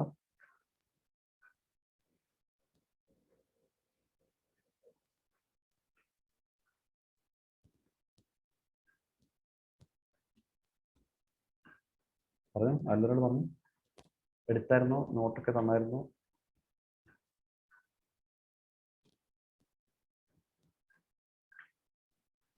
സർ നോട്ട് കുറച്ച് തന്നായിരുന്നു, അത് സ്റ്റേജസ് ഒക്കെ എന്താന്ന് പറഞ്ഞായിരുന്നു. അപ്പൊ പിന്നെ മാം പറഞ്ഞു അത് ഇത്രയല്ല, ഇനിയും ഡീറ്റെയിൽ ആയിട്ടുണ്ടെന്നൊക്കെ പിന്നെ ഒരു ദിവസം പറഞ്ഞു. സംസാരിച്ചു കഴിഞ്ഞിട്ട് ക്ലാസ്സിൽ പറഞ്ഞായിരുന്നു. ഓക്കെ, സ്റ്റേജസ് ആണ് പ്രധാനമായിട്ടും. സ്റ്റേജസ് കഴിഞ്ഞിട്ട് പല സ്റ്റേജ് ഉണ്ട്. സ്റ്റേജിൽ ട്രാൻസിഷൻ നമ്മൾ നോക്കും. അത് കഴിഞ്ഞിട്ട് we have to look at the analysis of the theory. അത്രയും കാര്യങ്ങളാണ് നമുക്ക് അവിടെ ബേസിക്കലി പഠിക്കാനുള്ള കാര്യം. ബാക്കി അതുമായിട്ട് ബന്ധപ്പെട്ടിട്ടുള്ള രണ്ട് മോർട്ടാലിറ്റി ട്രാൻസിഷനും ഫെർട്ടിലിറ്റി ട്രാൻസിഷനും ഞാൻ എടുത്തായിരുന്നു. പിന്നെ അത് ഓൾറെഡി പറഞ്ഞു കഴിഞ്ഞു. തിയറിയുടെ അനാലിസിസ് വായിച്ചായിരുന്നോ? നമ്മൾ പഠിച്ചായിരുന്നോ? മാം പറഞ്ഞത് ഇനിയും ഡീറ്റെയിൽ അനാലിസിസ് ഉണ്ട്. മാം ക്ലാസ്സിൽ പറഞ്ഞ അത്രയും പോരാന്നായിരുന്നു പറഞ്ഞത്. എനിക്കതൊന്ന് ജസ്റ്റ് ഒന്ന് ഒരു ഫോട്ടോ എടുത്ത് എന്തേലും നോട്ട് എഴുതിയേക്കുന്നതൊന്ന് അയച്ചു തരാമോ? അത് മതിയോ അതോ അതിൽ കൂടുതൽ വേണമെന്ന് നോക്കാനായിട്ട് ഒന്ന് അയച്ചാണേ. അപ്പോൾ ഇനി നമുക്കുള്ള തിയറി, ഇങ്ങനത്തെ രണ്ടു മൂന്ന് തിയറി കൂടിയാണ് ഉള്ളത്. ഒന്ന് von Thunen's agriculture location theory, will be dealing with that now. അതിനുശേഷം you also have to look at രണ്ട് തിയറി ഉണ്ട്. ഒന്നൊരു പൊളിറ്റിക്കൽ തിയറിയാണ്, Mackinder and heartland theory and rimland theory, which is a small theories like നമ്മുടെ Ukraine issue ഒക്കെ ആയിട്ട് ബന്ധപ്പെട്ട് വരുന്ന ഒരു തിയറിയാണ്. അത് നമുക്ക് അടുത്ത ദിവസം നോക്കാം. ആൻഡ് അതോടെ നമ്മൾ മോഡൽസ് ആൻഡ് തിയറീസ് കഴിയും. ബൗണ്ടറീസിന്റെ ഒരു കാര്യം കൂടി ഉണ്ട്, ഞാൻ വരച്ചിട്ട്. അപ്പോൾ today will look into the agriculture location, von Thunen's agriculture location. Easy തിയറിയാണ്, ചെറിയ തിയറിയാണ്.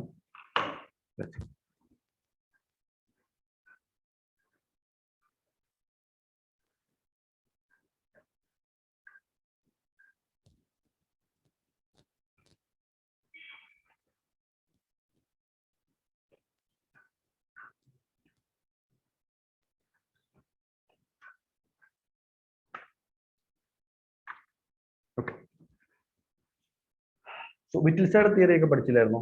എക്കണോമിക് ജോഗ്രഫിയിൽ Wittelside theory അല്ല, Wittelside classification. So again, agriculture is one thing which is again looked at seriously by geographers. So von Thunen was trying to identify, to understand the pattern of agriculture, cropping, and intensity of farm. Intensity of agricultural land use in a region. Okay, so he was trying to understand what is the basic pattern of like ഒരു urban center ഉണ്ടെങ്കിൽ, ഒരു central place ഉണ്ടെങ്കിൽ അവിടുന്ന് എങ്ങനെയാണ് crops, എന്ത് പാറ്റേണിലാണ് crops cultivate ചെയ്യുന്നത്, അതുപോലെ land use, intensity of land use, കൂടുതൽ ഇന്റൻസ് ആയിട്ട് ഇപ്പോൾ മേ ബി ഇപ്പോൾ നല്ലപോലെ വളമൊക്കെ ഇട്ട് കൂടുതൽ ഇൻപുട്സ് ഒക്കെ യൂസ് ചെയ്ത്, അപ്പോൾ ആ ഒരു പാറ്റേൺ എങ്ങനെയാണ്? Is there any universal law, can be formulate universal law for agri locations, the pattern of agricultural crops and the intensity of land use. ഇതിന് ഒരു universal law ഉണ്ടാക്കാൻ പറ്റൂ എന്നുള്ള ഒരു attempt ആണ് von Thunen's agricultural location model. So he proposed a few things, and as usual, he made certain assumptions, and based on that assumption, he was giving few suggestions. Like, so we'll start with assumptions. Like, assumptions are usually what there's a single market, and the prices of the commodities are a single market on the landscape. On there is a single market, and all the sellers will be coming to this market and selling this. The prices are fixed, economic rational manner. Only one mode of transport. Okay, what mode of transport? So you have to basically come through your block auto. Demand is always constant. He is basically going for like understanding the cropping pattern and intensity. So the first proposition was that farmer is an economic rational, right? So farmer produces commodity which provides providing maximum profit. Okay, and he identified this with the term land rent. അപ്പോൾ ഏറ്റവും maximum അല്ലെങ്കിൽ ഏറ്റവും കൂടുതൽ land rent കിട്ടുന്ന crop ഏതാണോ അത് cultivate ചെയ്യാനായിരിക്കും ഒരു farmer ശ്രമിക്കുക. Okay, and then he give an equation. Land rent is equal to K into S minus A minus K WD. So basically what he's saying is that it's a function of two things. Okay, now let's see what are the variables. S is equal to selling price. Now selling price is constant. Price variation, demand variations, supply variations connected. What market what transport. So selling price is constant. K is basically productivity of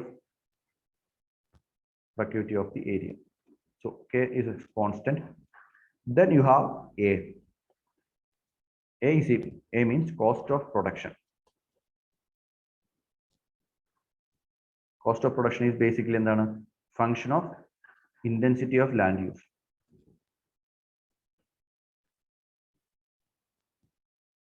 Okay, well, equation complete here. Cost of production and the intensity of land use. Inputs cost of production. Okay, intensity of land use in the land use on A.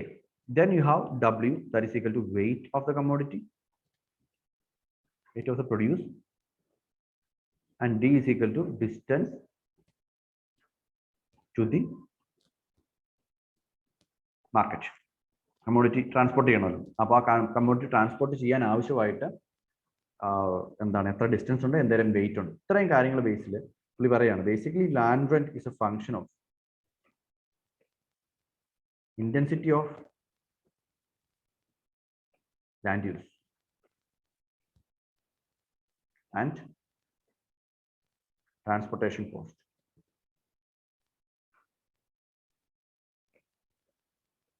Okay, so this land rent, we get the profit.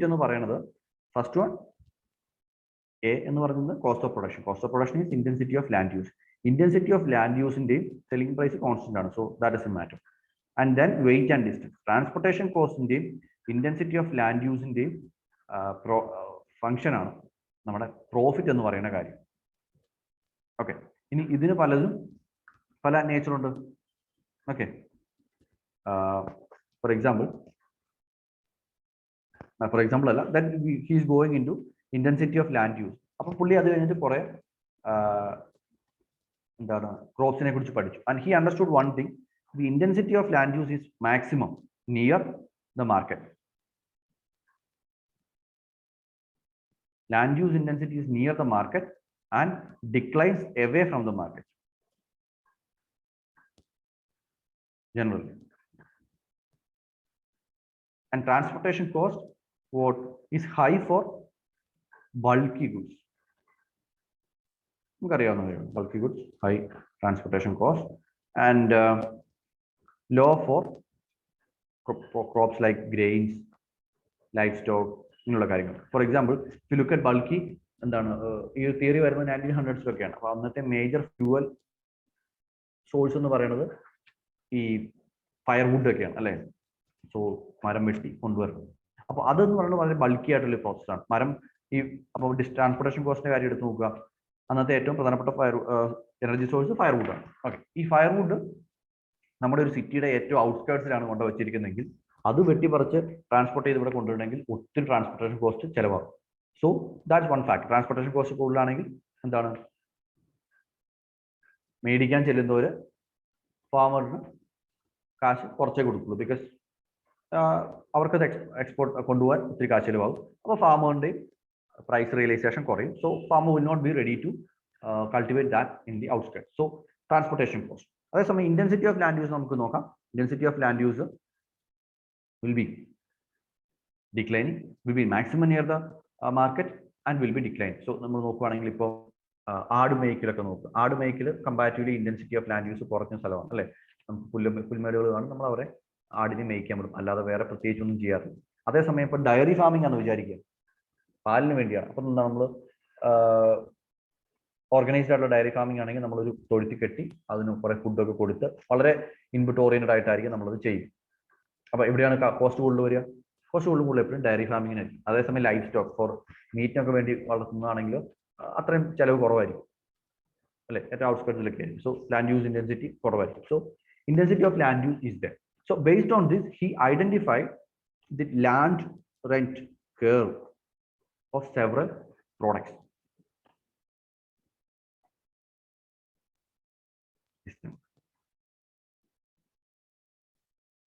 Market. Okay, അപ്പോൾ കുറെ ക്രോപ്സിന്റെ land rent curve, അതായത് profit generate ചെയ്യാനുള്ള potential കണ്ടുപിടിക്കാൻ ശ്രമിക്കുകയാണ് പുള്ളി.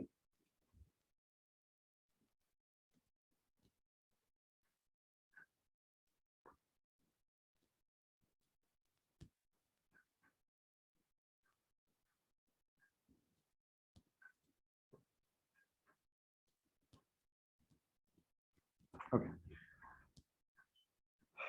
So when he looked at this thing, he identified that there are different type of land rent curves. ഇത്രയും factors ഉണ്ട്. ഇതിന് ബേസ് ചെയ്തിട്ട് പല പ്രോഡക്ട്സിന്റെയും ലാൻഡ് റെന്റ് എന്ന് പറഞ്ഞാൽ മനസ്സിലാക്കുക പ്രോഫിറ്റ് ആണ് നമ്മൾ പറയുന്നത്. ലാൻഡ് റെന്റ് എന്ന് പറയുന്നത് ജസ്റ്റ് പ്രോഫിറ്റ് എന്ന് മനസ്സിലാക്കുക. പ്രോഫിറ്റ് ഈ കർവ് പല കമ്മോഡിറ്റീസിനും പല രീതിയിലാണ്. If you look at this commodity, let's call it as A. ഏതാണ് പ്രത്യേകത? എന്താണ്? എക്ക് വെരി ഹൈ പ്രോഫിറ്റ് മാർജിൻസ് ആണുള്ളത്, but in a distance. Okay, ഈ ഒരു റീജിയൻ വരെ എ ആണ് ഏറ്റവും highest of land rent produce ചെയ്യുന്നത്. So let's take this bulky and perishable commodities. നോക്കിയപ്പോൾ ബൾക്കി ആൻഡ് പെരിഷബിൾ കമ്മോഡിറ്റീസിനാണ് ഈ ഒരു ട്രെൻഡ് കാണുന്നത്. അതായത് ഇതിന് നല്ല പ്രോഫിറ്റ് മാർജിൻ ഒക്കെ, പക്ഷെ എവിടെയാണ്? ആ മാർക്കറ്റിൽ നിന്ന് വളരെ മാർക്കറ്റിന്റെ അടുത്താണ്. മാർക്കറ്റിൽ ദൂരേക്ക് പോകുന്തോറും ഇതിന്റെ പ്രോഫിറ്റ് മാർജിൻസ് കുറഞ്ഞ് വളരെ മറ്റ് കമ്മോഡിറ്റീസിനെ കമ്പയർ ചെയ്യുമ്പോൾ കുറവായിരിക്കും. So if a farmer is living in this location, okay, he would be trying to what cultivate this crop, because അതാണ് ഏറ്റവും കൂടുതൽ ലാൻഡ് റെന്റ്. ഇതിനകത്തുള്ള കുറച്ച് ക്രോപ്സ് ആണ് dairy farming, what firewood cultivation, തുടങ്ങിയ കാര്യം. Then another group of what commodities are there which are following in. So let's call it X, Y, Z. So in this Y zone, this blue line would be generating maximum kind of land rent, and the farmers here will be tending to produce this kind of crop. And then further on like that, 1, 2, 3, 5, 6 അത്ര കുഴപ്പമാണ് നമുക്ക് എടുക്കാം. So in this here, this region, the other one. So എന്താണ് land rent curve?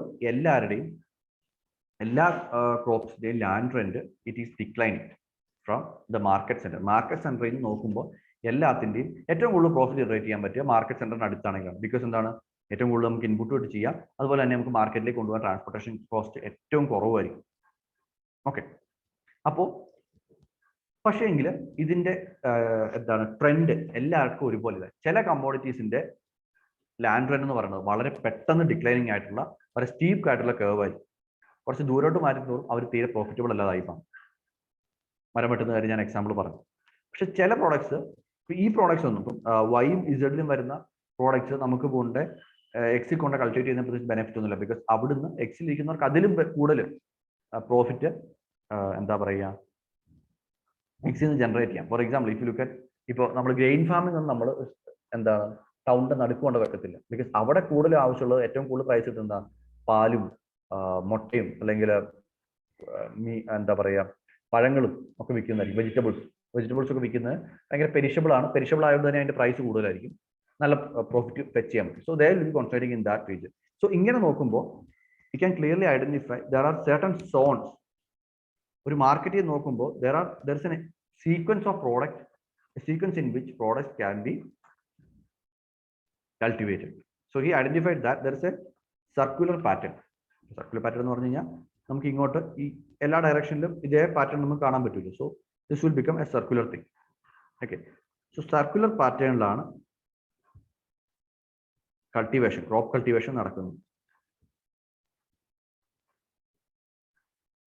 So ഇതാണ് von Thunen's model. Von Thunen has identified 1 to 6 type of crops which are grown in this circular manner. 1, 2, 3, 4, 5, and then 6. 6 crops are grown, and in obviously he is studying this from a European perspective. European ഇത് പഠിക്കുന്നത്. അപ്പോൾ അവിടുത്തെ ഒരു experience ആണ്. So he found out that this particular pattern is being followed across the world. Universal theory ഉണ്ടാക്കുക അല്ലെ, pattern of അഗ്രികൾച്ചറിന്റെ എന്താ പറയുക ആ പാറ്റേൺ ഐഡന്റിഫൈ ചെയ്യുക എന്നുള്ളതാണ് പുള്ളിയുടെ ടാർഗറ്റ്. അപ്പൊ ഈ ലാൻഡ് റെന്റ് കർവിനെ converted into geographical space. ഈ ലാൻഡ് റെന്റ് ഇതേ രീതിയിൽ ആക്ട് ചെയ്തെങ്കിൽ ഗ്രൗണ്ടിൽ എങ്ങനെ വരും? അപ്പോൾ he understood that concentric land use areas around the market, land use zones, land use zones around the market. So ഏറ്റവും ലാൻഡ് നമ്മൾ ഈ പറയുന്ന A category would be found here, then there would be B category, C and D and all things like that. So ആ രീതിയിലാണ് ഈ concentric ആയിട്ടാണ് എന്താ പറയുക മാർക്കറ്റ് ഡെവലപ്പ് ചെയ്യുന്നത്, because of all these ideas that we mentioned. Okay, ഇതാണ് von തൂനന്റെ basic ആയിട്ടുള്ള theory. ആറെണ്ണം പുള്ളി ഐഡന്റിഫൈ ചെയ്തിട്ടുണ്ട്. നമ്മൾ ഡിക്റ്റേറ്റ് ചെയ്യുമ്പോൾ നമുക്കത് കാണാം. Basically one is like diary farming, second is firewood, third one is grain farming, fourth one is grain farming without fallow, with fallow എന്ന് വെച്ചാൽ ഒരു വർഷം ബ്രേക്ക് എഴുതുന്നു അങ്ങനെ രീതിയിൽ, and sixth one is life stock. ഈ ഒരു രീതിയിലാണ് അതിനെ അറേഞ്ച് ചെയ്തിരിക്കുന്നത്. So will see that. ഇത്രയും കാര്യങ്ങളാണ് ബേസിക്കലി വോൺ തൂനൻ പറഞ്ഞു വെച്ചത്. And then von Thunen went for certain modification. Then he, ഒരു ideal condition ആണല്ലോ. Then von Thunen tried to understand what if two changes have been brought. So a secondary market has been introduced. A secondary transportation medium, that is a river, has been introduced. ഇങ്ങനെ വന്നു കഴിഞ്ഞാൽ still ഈ concentric model maintain ചെയ്യൂ എന്ന് നോക്കാനാണ് von തൂനൻ ശ്രമിച്ചത്. So മാർക്കറ്റിലേക്ക് ഒരു റിവറിന്റെ സൈഡിലാണ് market. So then he found a secondary market. Then he found out that instead of the concentric patches, he observed that the cropping pattern would change. നേരത്തെ മാർക്കറ്റിന് ചുറ്റും വട്ടത്തി വന്നൊരു സാധനം ഇപ്പോൾ there would be linear zones, because എന്താണ് ഈ river is A transportation medium. അപ്പൊ ഇവിടെ ഉണ്ടാകുന്നവർക്ക് ഈ റിവറിലേക്ക് വന്നു കഴിഞ്ഞാൽ പിന്നെ ഈസി ആയിട്ട് മാർക്കറ്റ് സെന്ററിലേക്ക് വരാം. അപ്പൊ നേരത്തെ ആ ദൂരേന്ന് കെട്ടിവലിച്ചുകൊണ്ട് വരുന്നതിന്റെ ബുദ്ധിമുട്ടില്ല. So there is being alterations being made. അതുപോലെ സെക്കൻഡറി ഒരു മാർക്കറ്റ് ഉണ്ടെങ്കിൽ നേരത്തെ ഇങ്ങോട്ട് വന്നിരുന്നതിന് പകരം ഇവിടെ ഒരു secondary concentric zones would be developing. So ഇത്രയും കാര്യങ്ങളാണ്. അപ്പം ഇതുണ്ട്. ഈ രണ്ട് മോഡിഫിക്കേഷൻ മനസ്സിലാക്കിയപ്പോഴത്തേനും വോൺ തൂനൻ മനസ്സിലായി വെരി കോംപ്ലക്സ് ആയിട്ടുള്ള ചേഞ്ചസ് ആണ് would be coming. So he limited it there, വേറെ കാര്യങ്ങളിലേക്ക് പോയില്ല. ഇത്രയും കാര്യങ്ങളാണ് വോൺ തൂനൻ മനസ്സിലാക്കിയത്. And he also understood that land use intensity continuously decline. അത് പിന്നെ പുള്ളിയുടെ ആദ്യത്തെ തന്നെ ഒബ്സർവേഷൻ ആയിരുന്നു, പ്രപ്പോസൽ ആയിരുന്നു. Intensity of land use declines from market centre towards the outskirts. So ഒന്നുകൂടെ പറയാമെങ്കിൽ പുള്ളി രണ്ട് കാര്യങ്ങളാണ് മനസ്സിലാക്കാൻ ശ്രമിക്കുന്നത്. ഒന്ന്, ലാൻഡ് യൂസ് ഇന്റൻസിറ്റി എങ്ങനെയാണ് ഇരിക്കുന്നത്. രണ്ട്, ഇതിന്റെ പാറ്റേൺ എങ്ങനെയായിരിക്കും. ഇതിന്റെ ഒരു യൂണിവേഴ്സൽ തിയറി ഉണ്ടാക്കാനാണ് പുള്ളി ശ്രമിക്കുന്നത്. And then he identified the farmers as an economic rational man, and he identified the concept of land rent for that. Land rent is a function of what? Basically, it's a function of cost of production, that is intensity of land use, and what? This weight and distance, right? And hence he identified that these two factors, intensity of land use ഏറ്റവും കൂടുതലായിരിക്കും, അല്ലെങ്കിൽ intensity of land use ഏറ്റവും കൂടുതലായിരിക്കും മാർക്കറ്റിനടുത്താണ്, and then it declines, and transportation cost is bulky and bulky അല്ലാത്ത കാര്യങ്ങൾ. ആ രണ്ട് രീതിയിലുണ്ട്. ആ രണ്ട് രീതിയിലെ ഫംഗ്ഷൻ ആയിട്ട് ലാൻഡ് റെന്റിന്റെ കർവ് വരച്ചപ്പോൾ ഈ രണ്ട് കാര്യങ്ങളും കൂടെ കൂട്ടിയിട്ടാണ് ലാൻഡ് റെന്റ് കർവ് വരയ്ക്കുന്നത്. കർവ് വരച്ചപ്പോഴത്തേനും ഇങ്ങനെയാണ് കർവ് കിട്ടുന്നത്. സോ ഇങ്ങനെ കർവ് കിട്ടുവാണെങ്കിൽ അതിന്റെ geographical calculation, that is pattern. Intensity പാറ്റേണിലേക്ക് വരുമ്പോൾ പാറ്റേൺ ഈ രീതിയിലായിരിക്കും കാണുന്നത്. Okay. And after that he wanted to introduce two modification വന്നെങ്കിൽ എങ്ങനെയിരിക്കും കൂടെ നോക്കാൻ നോക്കി. And the observation has been this one. Okay, so we'll just write that. അതിനുശേഷം നമുക്ക് അതിന്റെ എന്താ പറയുക, അതിന്റെ കോംപ്ലക്സിറ്റി, ആപ്ലിക്കബിലിറ്റി എന്തേലും ഉണ്ട്, അല്ലെങ്കിൽ അതിന്റെ ക്രിറ്റിസിസം എന്തൊക്കെയാണെന്ന് കാണാം. So applicability and criticism, applicability and inapplicability, അതാണ് നമുക്ക് ഏത് തിയറിയെ കുറിച്ചും ഏറ്റവും ഇമ്പോർട്ടന്റ് ആയിട്ട് വരുന്നത്. Okay, so I think we can finish this theory. Introduction, assumption, proposition എഴുതണം, and applicability എഴുതിയാലോ?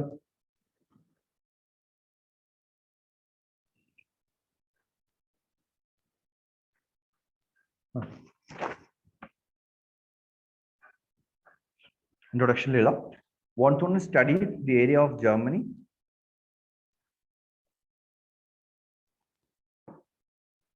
to understand with his primary objective of study the area of Germany with the primary objective of formulating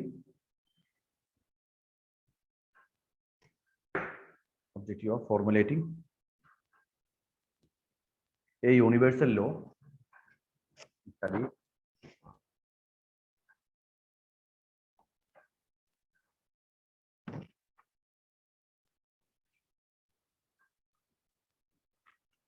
studied in Germany with an objective of formulating a universal law which would help in understanding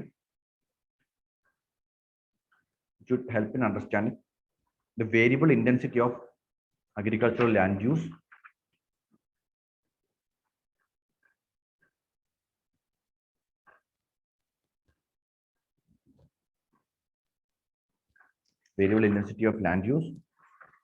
found in a region. Okay, now let's go into the assumptions. The assumptions include, of course, assumption one would be presence of isotropic surface, changes in the diversities in the plane area, isotropic surface. Second, the next ones are important. Presence of an isolated estate with market center, with one market center, that's very important, with one market center located in the central part. So there is an estate. So this estate market is located in the central part. So everybody has to come to this location. Market center is the sole market for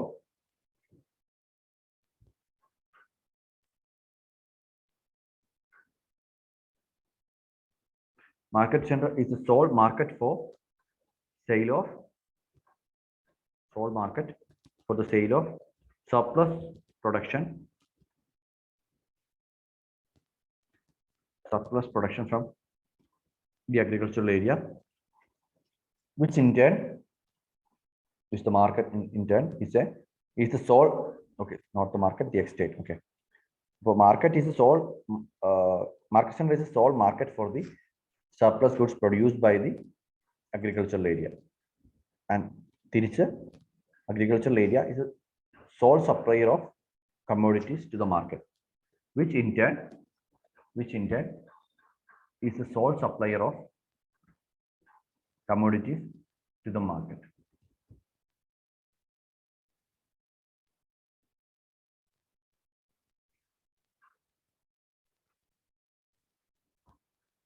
In the market, next one, fourth one.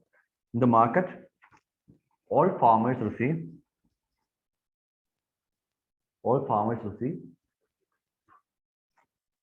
same price for a particular product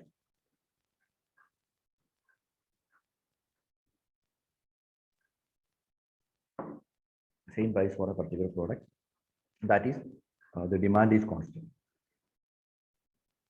which is because demand is constant, because demand varies obviously price will change.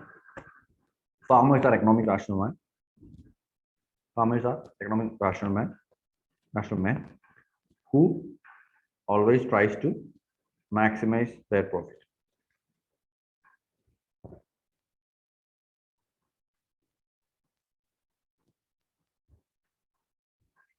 Another one.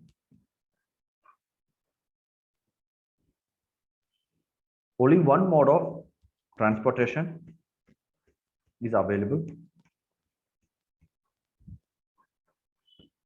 Only one mode of transportation is available,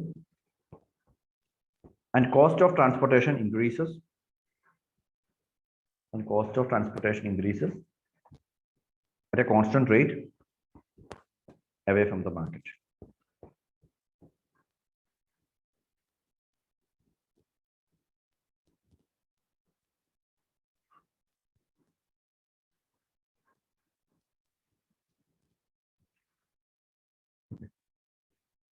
Now, let's go into the prepositions. Based upon the assumptions, von Thunen assumed that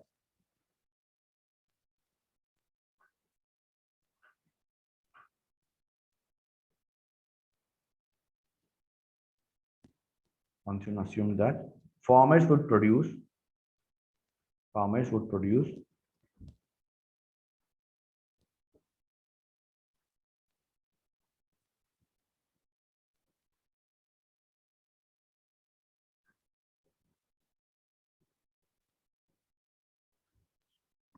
on their land that commodity.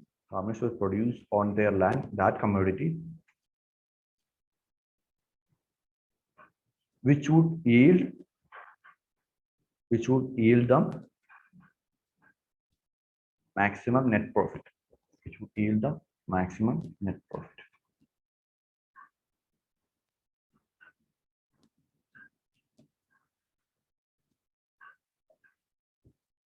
Which he called as land rent.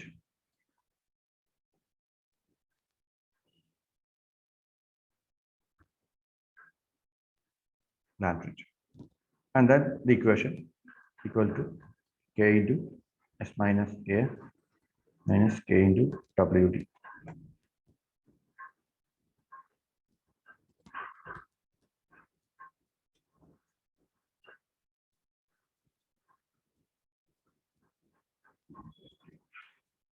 Okay, so just write that K is equal to productivity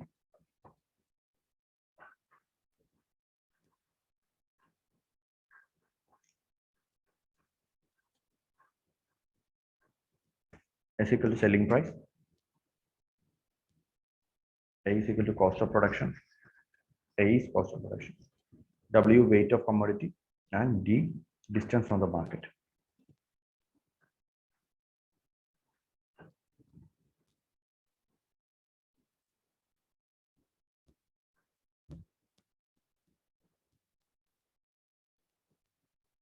So A depends on the intensity of land use, and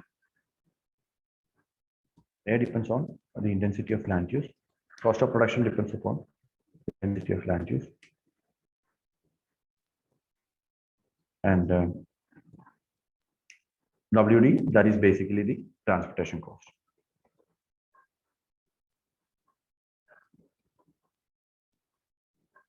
Now, the intensity of agricultural land use So he found that the intensity of agricultural land use is maximum near market center, maximum near the market center, and it declines rapidly, away from the market.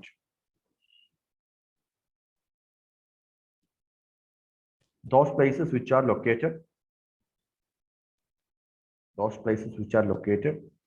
far away from the market,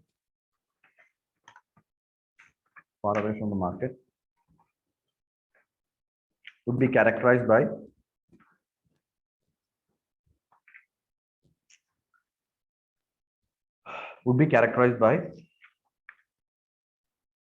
low intensity of agricultural land use. Be characterized by low intensity of agricultural land use. Now, next one, transportation cost. Transportation cost depends upon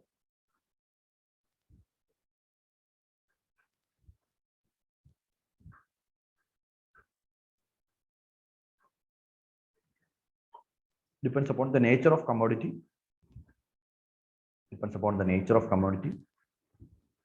And its distance from the market. Nature of commodity and distance from the market.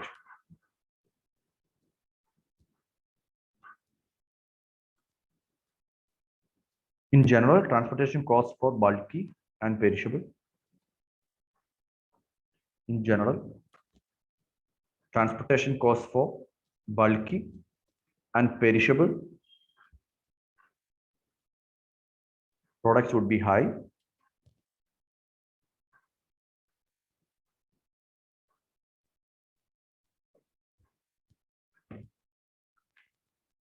Bulky and perishable products would be high, and thus they would tend to be located near the market.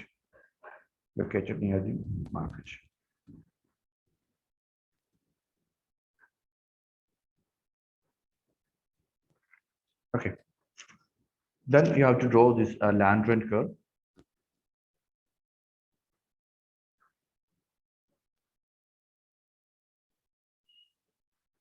Commodity A, commodity B, and commodity C.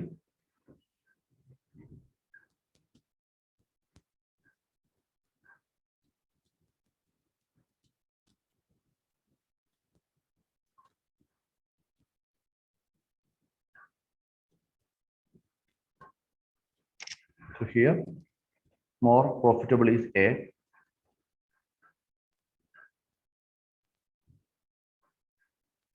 Yeah. Too much of data here.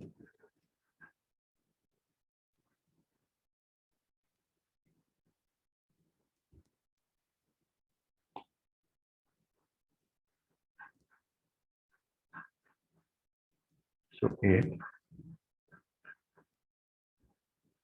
B, and C.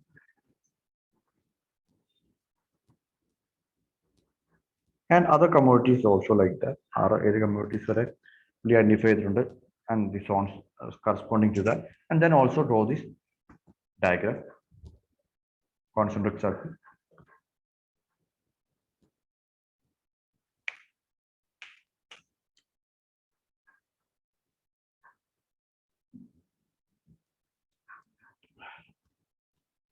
So overall, the cultivation would be different way. XY, so OX you will be having A, XY you will be having B, and YZ you will be having Z. I mean C. Yes. So let's try. Wantonen calculated. He calculated the land rent curve and draw this diagram, right? So Wantonen calculated the land rents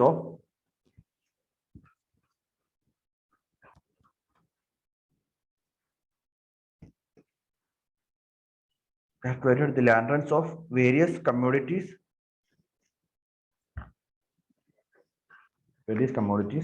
that were cultivated in the region.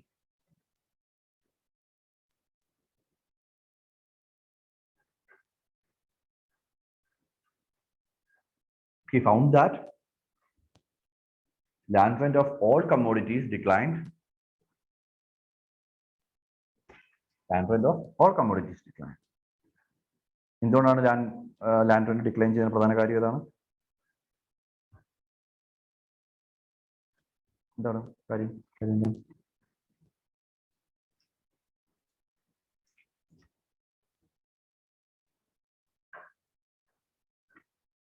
എന്തുകൊണ്ടാണ് land rent decline ചെയ്യുക?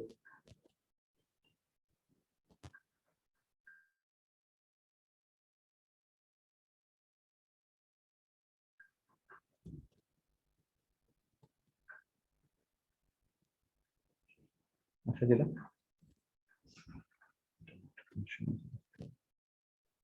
Yeah, Roshan, right. Because distance is increasing. Yes, yes. So, എല്ലാത്തിന്റെയും land rent ഏറ്റവും ഏത് ഗ്രൂപ്പിനാണെങ്കിലും ഏറ്റവും കൂടുതൽ വരിക market സെന്ററിലാണ്. But that so he found that the land rent of all commodities declined away from the market as transportation cost increased. So നമ്മൾ ആദ്യം അസ്യൂം ചെയ്താൽ at a constant rate the transportation cost is increasing. So the transportation cost increased. It is in line with the distance decay model. In line with the distance decay model. However,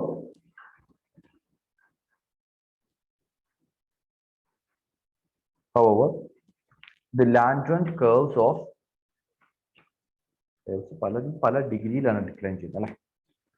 However, land rent curves of different commodities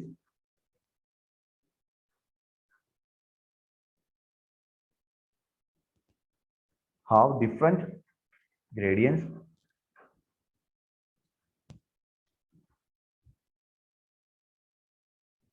of decline depending upon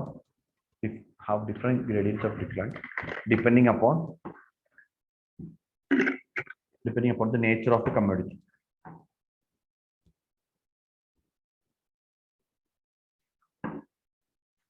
The nature of the commodity. For bulky and perishable products,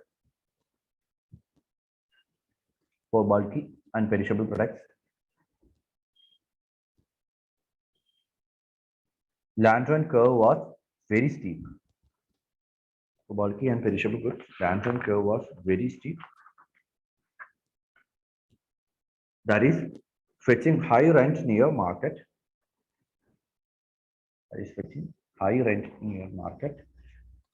But declined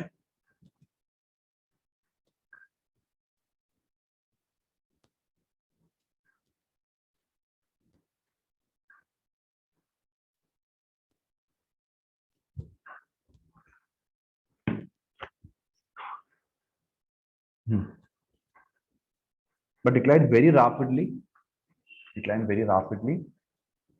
away from the market.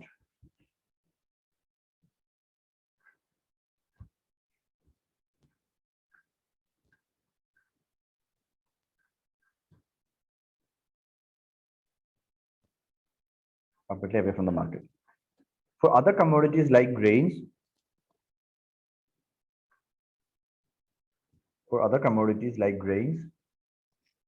which is lighter,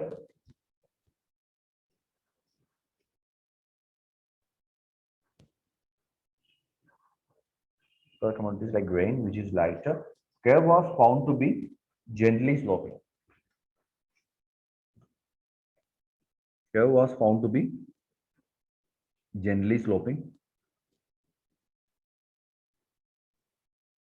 It fetched comparatively lower price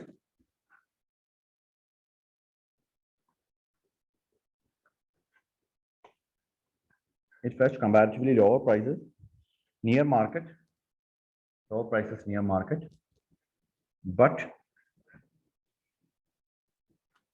but decline in land rent was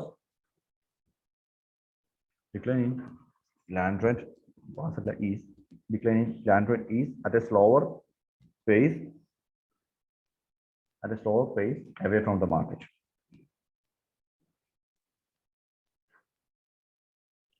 Thus he drew several land rent curves for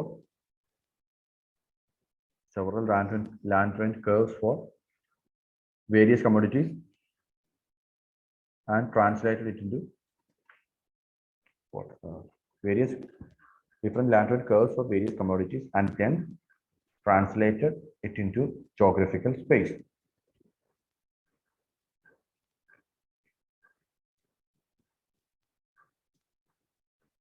Since geographical space was isotrophic, അതേപോലത്തെ planes ആയതുകൊണ്ട് അല്ലാതെ ഇപ്പോൾ ഒരു സ്ഥലത്തിന്റെ ഇടയ്ക്ക് വെച്ചിട്ട് ഒരു ഹില്ലോ region ഉണ്ടെങ്കിൽ ആ ഹില്ലിന്റെ ബേസിൽ പിന്നെ അങ്ങോട്ടുള്ള സ്ലോപ്പിംഗ് പാറ്റേൺ മാറിയാണ്. സോ അതുകൊണ്ടാണ് ഐസോട്രോപിക് സർഫേസ് നമ്മൾ അസ്യൂം ചെയ്തത് അല്ലെ. Since geographical space was isotropic, he ultimately found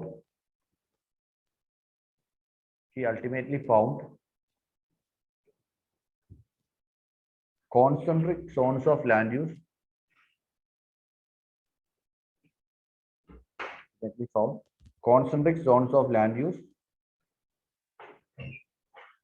around the market center.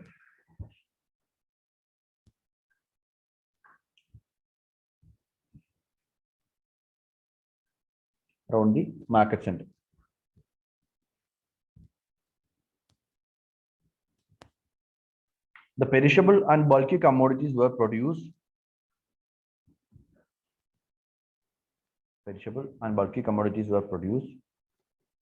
Near the market. This is land rent curve over the steep ആണ്, so അവർ profitable ആയിരിക്കണമെങ്കിൽ the market അടുത്തായിരിക്കണം. So were produced near the market, and lighter ones and those with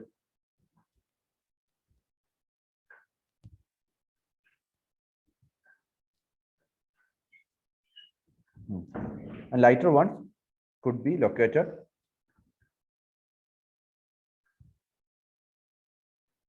away from the market.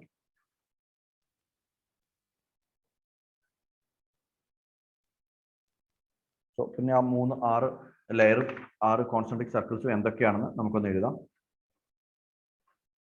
Okay, so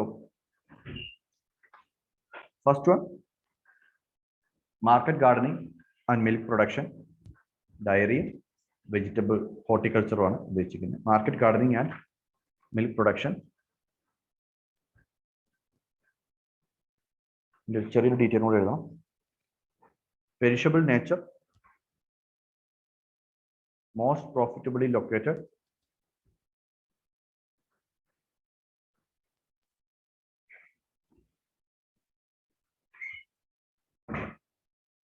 zone 1ലും zone 2ലും ആണ് bulky and perishable ഉള്ളത്. അതിൻ്റെ അകത്ത് തന്നെ സോൺ 1ൽ നമുക്ക് market gardening and milk production ആണുള്ളത്, because they are perishable nature, most profitably located near the market. As these are bulky and perishable, their transportation cost increase rapidly away from the market compared to the second one, firewood and lumbering. So they will be located in the zone 1. So സ്വന്തം words എഴുതിയാലും മതി. Now zone 2, that is firewood and lumbering.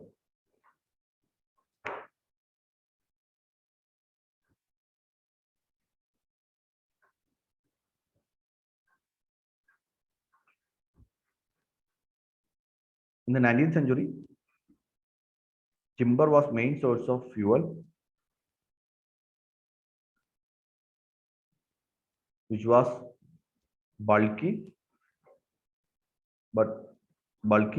and fetched limited prices. Bulky ആണ്, പക്ഷെ price limited ആണ്. Due to the limited prices or the lower prices, it can be located in zone 1.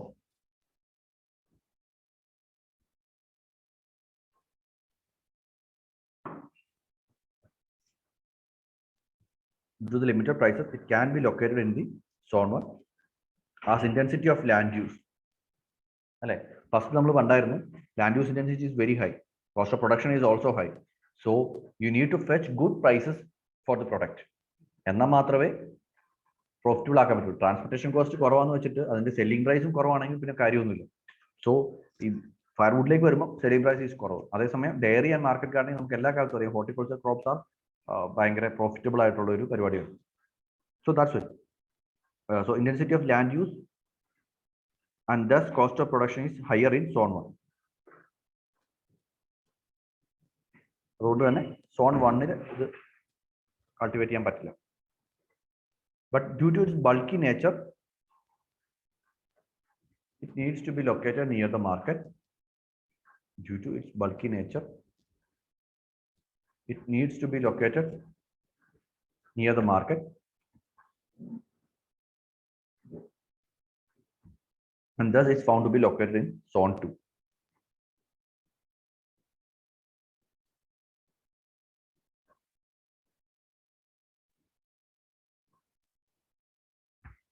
Okay. So that's the first two things. And then comes the third one, that is the 3 to 5. The next 3 to 5 are from grain farm, are used for grain farming.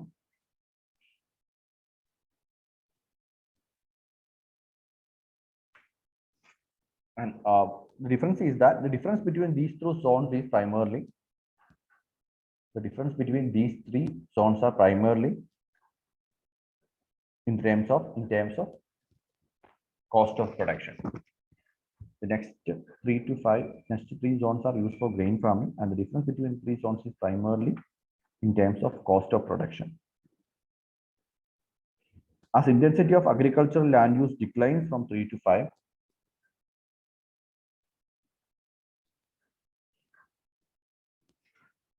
the cost of production also declines.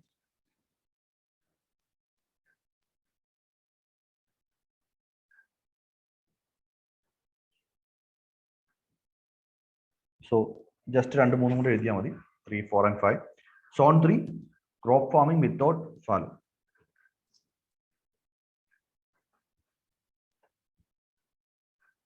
അത് എല്ലാ വർഷവും crop ചെയ്യുന്നുണ്ട്, break എടുക്കുന്നത്. Fallow എന്ന് പറഞ്ഞു കഴിഞ്ഞാൽ ഇപ്പോൾ ഒരു വർഷം ക്രോപ്പ് ചെയ്ത് അടുത്ത വർഷം ക്രോപ്പ് ചെയ്യാതിരിക്കുകയാണ്, because to regain the fertility of the soil. അതാണ് fallow. So here there is no fallow, like every year crop is cultivated.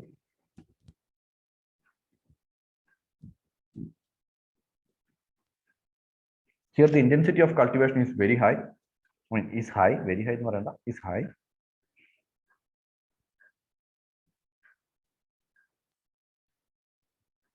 Meaning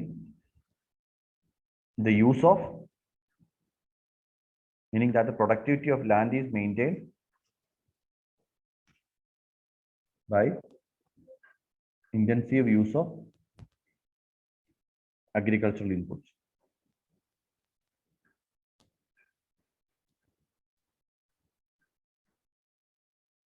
Then zone 4, crop farming with fallow.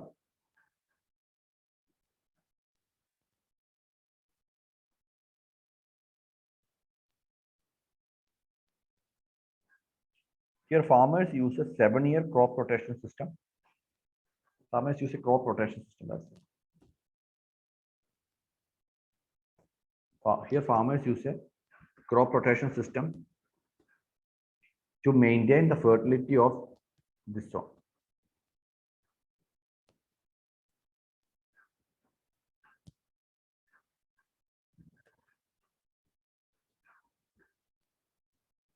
And here the use of input is lower than zone 3. Rising wrong. Distance കൂടുമ്പോൾ transportation cost കുറവുണ്ട്, പക്ഷേ input cost കുറവാണ്. അപ്പോൾ നമുക്ക് again land rent maintain ചെയ്യാം ഇവിടെ in this case. Here livestock grazing helps in generating additional income.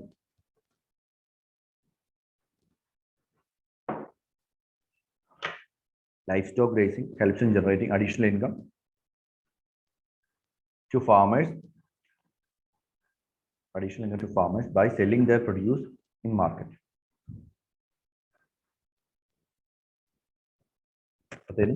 എന്താണ് crop സോയിലിന് fertility കുറഞ്ഞു വന്നു, ഇന്റൻസിറ്റി നമ്മൾ പറഞ്ഞ പോലെ ആദ്യം മുതലേ കുറഞ്ഞു വരികയാണ്. And they are looking for more additional source of income. Zone 5 3-field system. 3-field system.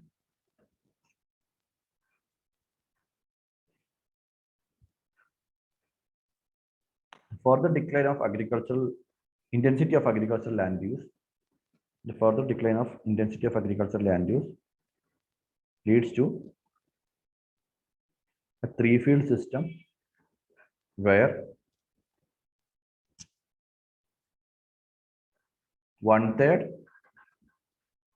for grain farming, 1/3 for grazing, and the next 1/3 is left as fallow.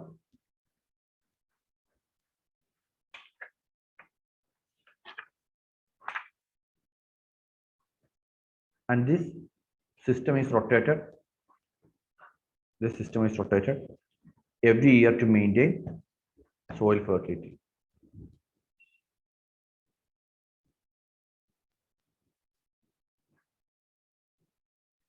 Okay.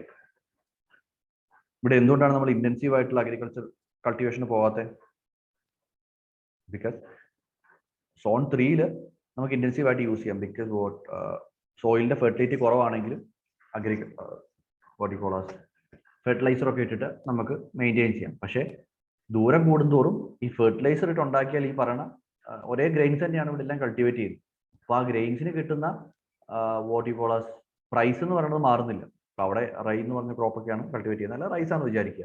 ഇപ്പോൾ സോൺ 3-ല് നമ്മൾ റൈസ് കൾട്ടിവേറ്റ് ചെയ്തു, കുറേ എന്താ പറയുക fertiliser ഒക്കെ ഇട്ട്. Zone 4-ല് നമ്മൾ rice cultivate ചെയ്താൽ 4 ചെയ്താലും 3 ചെയ്താലും price will be the same അല്ലേ? അപ്പോൾ 50 കിലോയാണ് 50 കിലോ ആയിരിക്കും കിലോയ്ക്ക് വില എന്ന് പറഞ്ഞ് പ്രൈസ് കോൺസ്റ്റന്റ് ആണ്. അപ്പോൾ സോൺ 3-ൽ യൂസ് ചെയ്യുന്ന അത്രയും ഫെർട്ടിലൈസർ സോൺ 4 യൂസ് ചെയ്യാൻ പറ്റില്ല, അത്രയും കൂടി സോൺ 5-ൽ യൂസ് ചെയ്യാൻ പറ്റില്ല. എന്നാൽ സോയിലിന്റെ ക്വാളിറ്റി ഇട്ട് കുറവാണ്, അല്ല സോയിലിന്റെ ക്വാളിറ്റി പോട്ടെ, സോയിലിന്റെ ക്വാളിറ്റി കുറയുന്നുണ്ട്, ബട്ട് അത് നമ്മൾ കൺസിഡർ ചെയ്യേണ്ട. ബട്ട് പോയിന്റ് ബി, നമുക്ക് ഫെർട്ടിലൈസർ യൂസ് ചെയ്യാനുള്ള വിൻഡോ ഇല്ല. ബിക്കോസ് പ്രൈസ് ചേഞ്ച് ചെയ്യുന്നില്ല, പക്ഷേ ട്രാൻസ്പോർട്ടേഷൻ കോസ്റ്റ് ചേഞ്ച് ചെയ്യുന്നുണ്ട്. സോ ദാറ്റ് മീൻസ് ദാറ്റ് നമുക്ക് ഫെർട്ടിലൈസർ യൂസ് ചെയ്യാൻ പറ്റില്ല. ഫെർട്ടിലൈസർ യൂസ് ചെയ്തില്ലെങ്കിൽ സോയിൽ ഫെർട്ടിലിറ്റി കൂട്ടാൻ പറ്റില്ല. പിന്നെ സോയിൽ ഫാലോ ആയിട്ട് അല്ലെങ്കിൽ സോയിലിന്റെ ഫെർട്ടിലിറ്റി ഗെയിൻ ചെയ്യാൻ വേണ്ടി നമ്മൾ വെറുതെ ഇടേണ്ടി വരും. അതുകൊണ്ടാണ് നമുക്ക് മൂന്നാമത്തേന് ശേഷം സോയിൽ ഗ്രേസിംഗ് അല്ല grain farming with fallow and then grain farming with the 3-field system. ഫാലോയും ഗ്രേസിംഗ് കൂടി എക്സ്ട്രാ വരുന്നത്, റൈറ്റ്? സോ അതുകൊണ്ടാണ് what I was saying is that the similar to zone 4,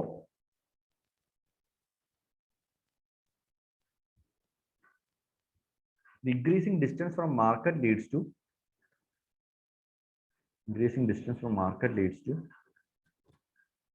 increase in transportation cost,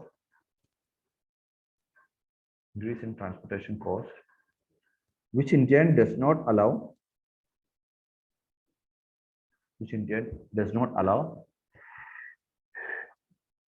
intensive agricultural land use.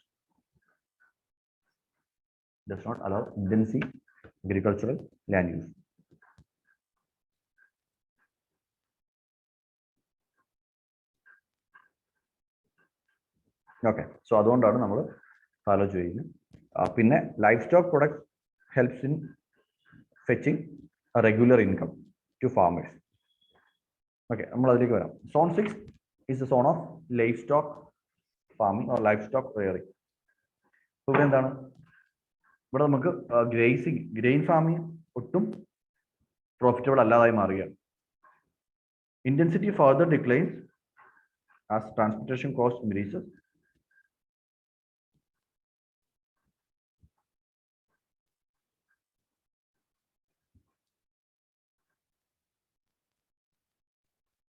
Thus, this area has to be essentially used for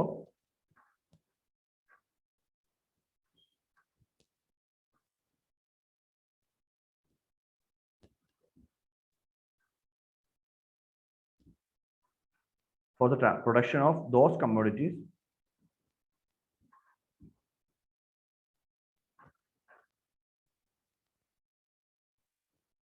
for the production of those commodities which can fetch higher prices in market,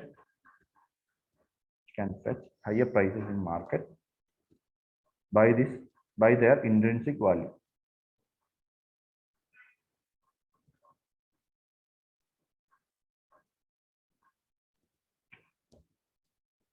Livestock farming, livestock products fetch higher price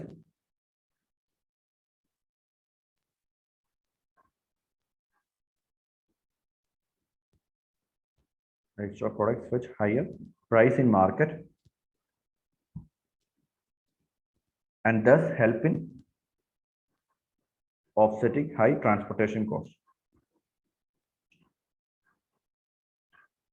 Okay, so idana are what you call as zones of cultivation, and he found that this to be mostly true in the case of the European and American system of cultivation, right? But on top of that, he tried to introduce a change. Complexity konduvaran ശ്രമിച്ചു. But then when complexity was introduced, more variables were introduced. എന്താ പറയുക, 1 2 3 4 5 4 5 and 6 വിചാരിക്കുക. It used to be circular, but as there's a river developed, along the river the circular pattern was given up for what? For a linear pattern, because the products can be transported through the river, of course. And when another change was brought in, that is a new market center is introduced. So along this market center, a new trend will develop. So you will be having what? Similar 1 2 3 here. So this was a complexity, and the system would a pattern മൊത്തത്തിൽ മാറിപ്പോകും. So we'll write that in few words. In the next step, one to increase the complexity of the agricultural system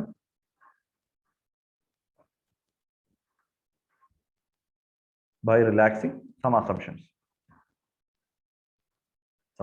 Two modifications, that is two assumptions. Two modifications were brought in. First, there was an alternate mode of transport in the form of river transport. An alternate mode of transport was introduced.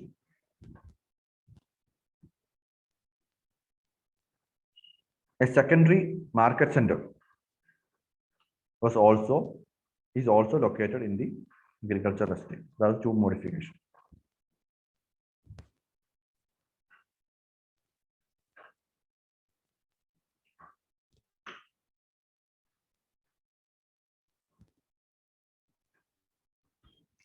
On allowing these two modifications,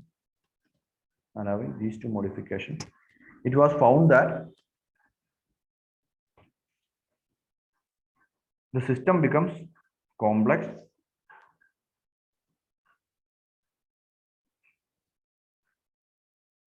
and it had a general tendency to shift towards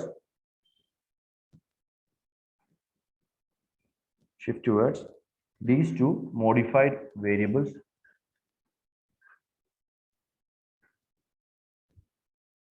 and on account of rivers and on account of the river, the zones tend to attain a more linear pattern.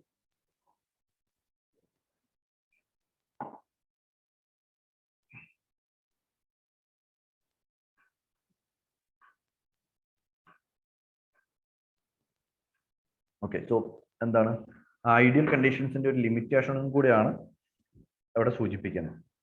അതുകൊണ്ട് തന്നെ പുതിയ വേറെ അധികം exemptions അല്ലെങ്കിൽ relaxations വാൻതോണിന് കൊണ്ടുവന്നായിട്ടില്ല.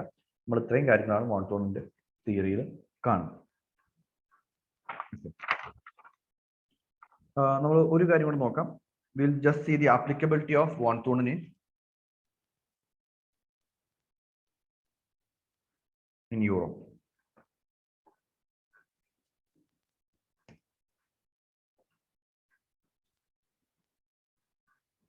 Okay, applicability is important.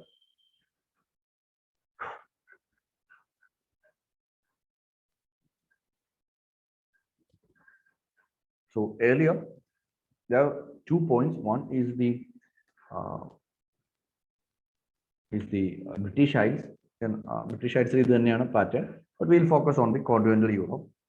So first one was concentrated in this Benelux region, France, that region. So the market was under like Paris and Benelux. So from there it is starting. So here you can see the first one, that is market gardening. Around that, you will see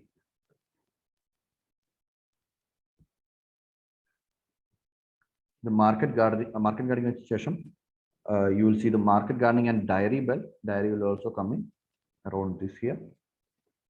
And earlier, this used to be the case where you have the forestry, firewood farm. And that is not there these days because what firewood is not anymore important. So that has been displaced. Firewood has been displaced to the northern part. So the first and second would be here. First and second, first. Okay. The dairy farming, horticulture, and market gardening, and urban central chief. Urban central adhigam, and the market center on urban center on horticulture. Administration, and the dairy.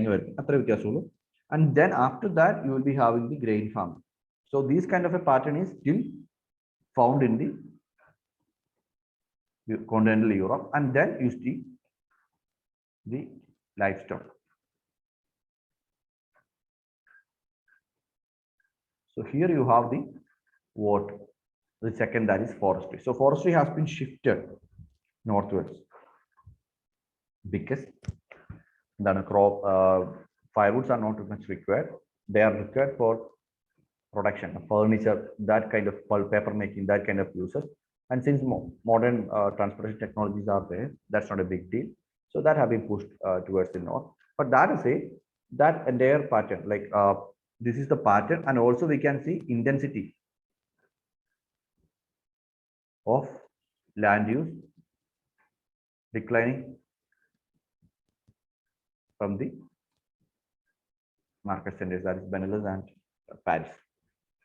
Similar is the case for even in the case of America. We have similar one, but I think one is enough. The US, the case of Europe.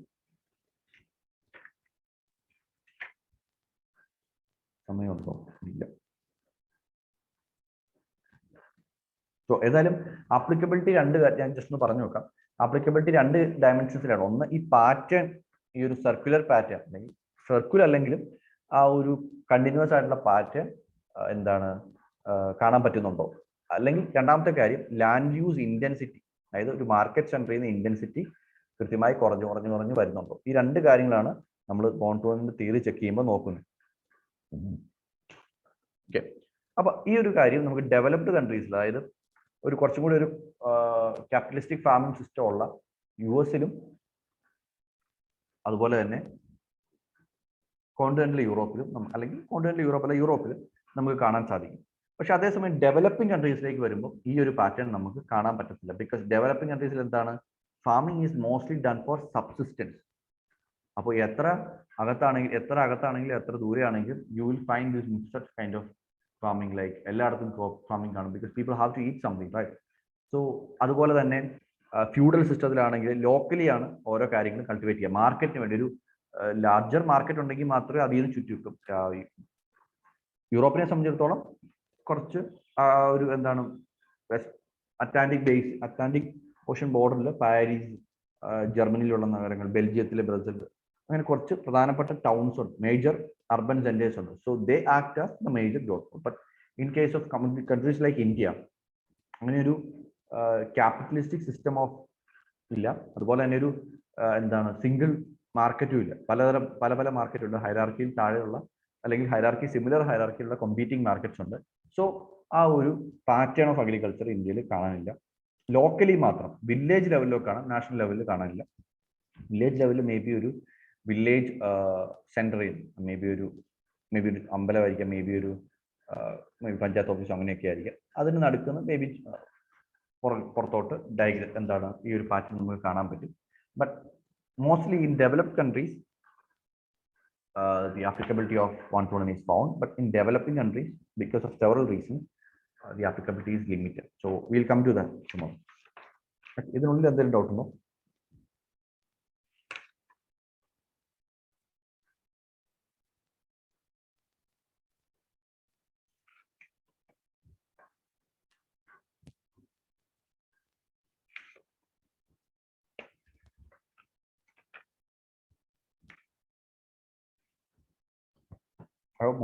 Models കഴിഞ്ഞ് നമുക്ക് കുറച്ച് പെട്ടെന്ന് തീർക്കാൻ പറ്റും. കാരണം Indian ജോഗ്രഫിയിൽ കുറച്ച് കാര്യങ്ങൾ ചോദിച്ചാൽ ബാക്കി കുറെ ഫാക്ട്സും ഫിഗേഴ്സും ഒക്കെയാണ് നമുക്ക്.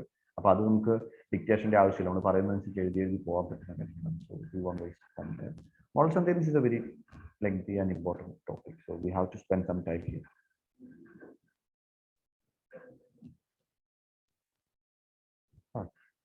Any doubts?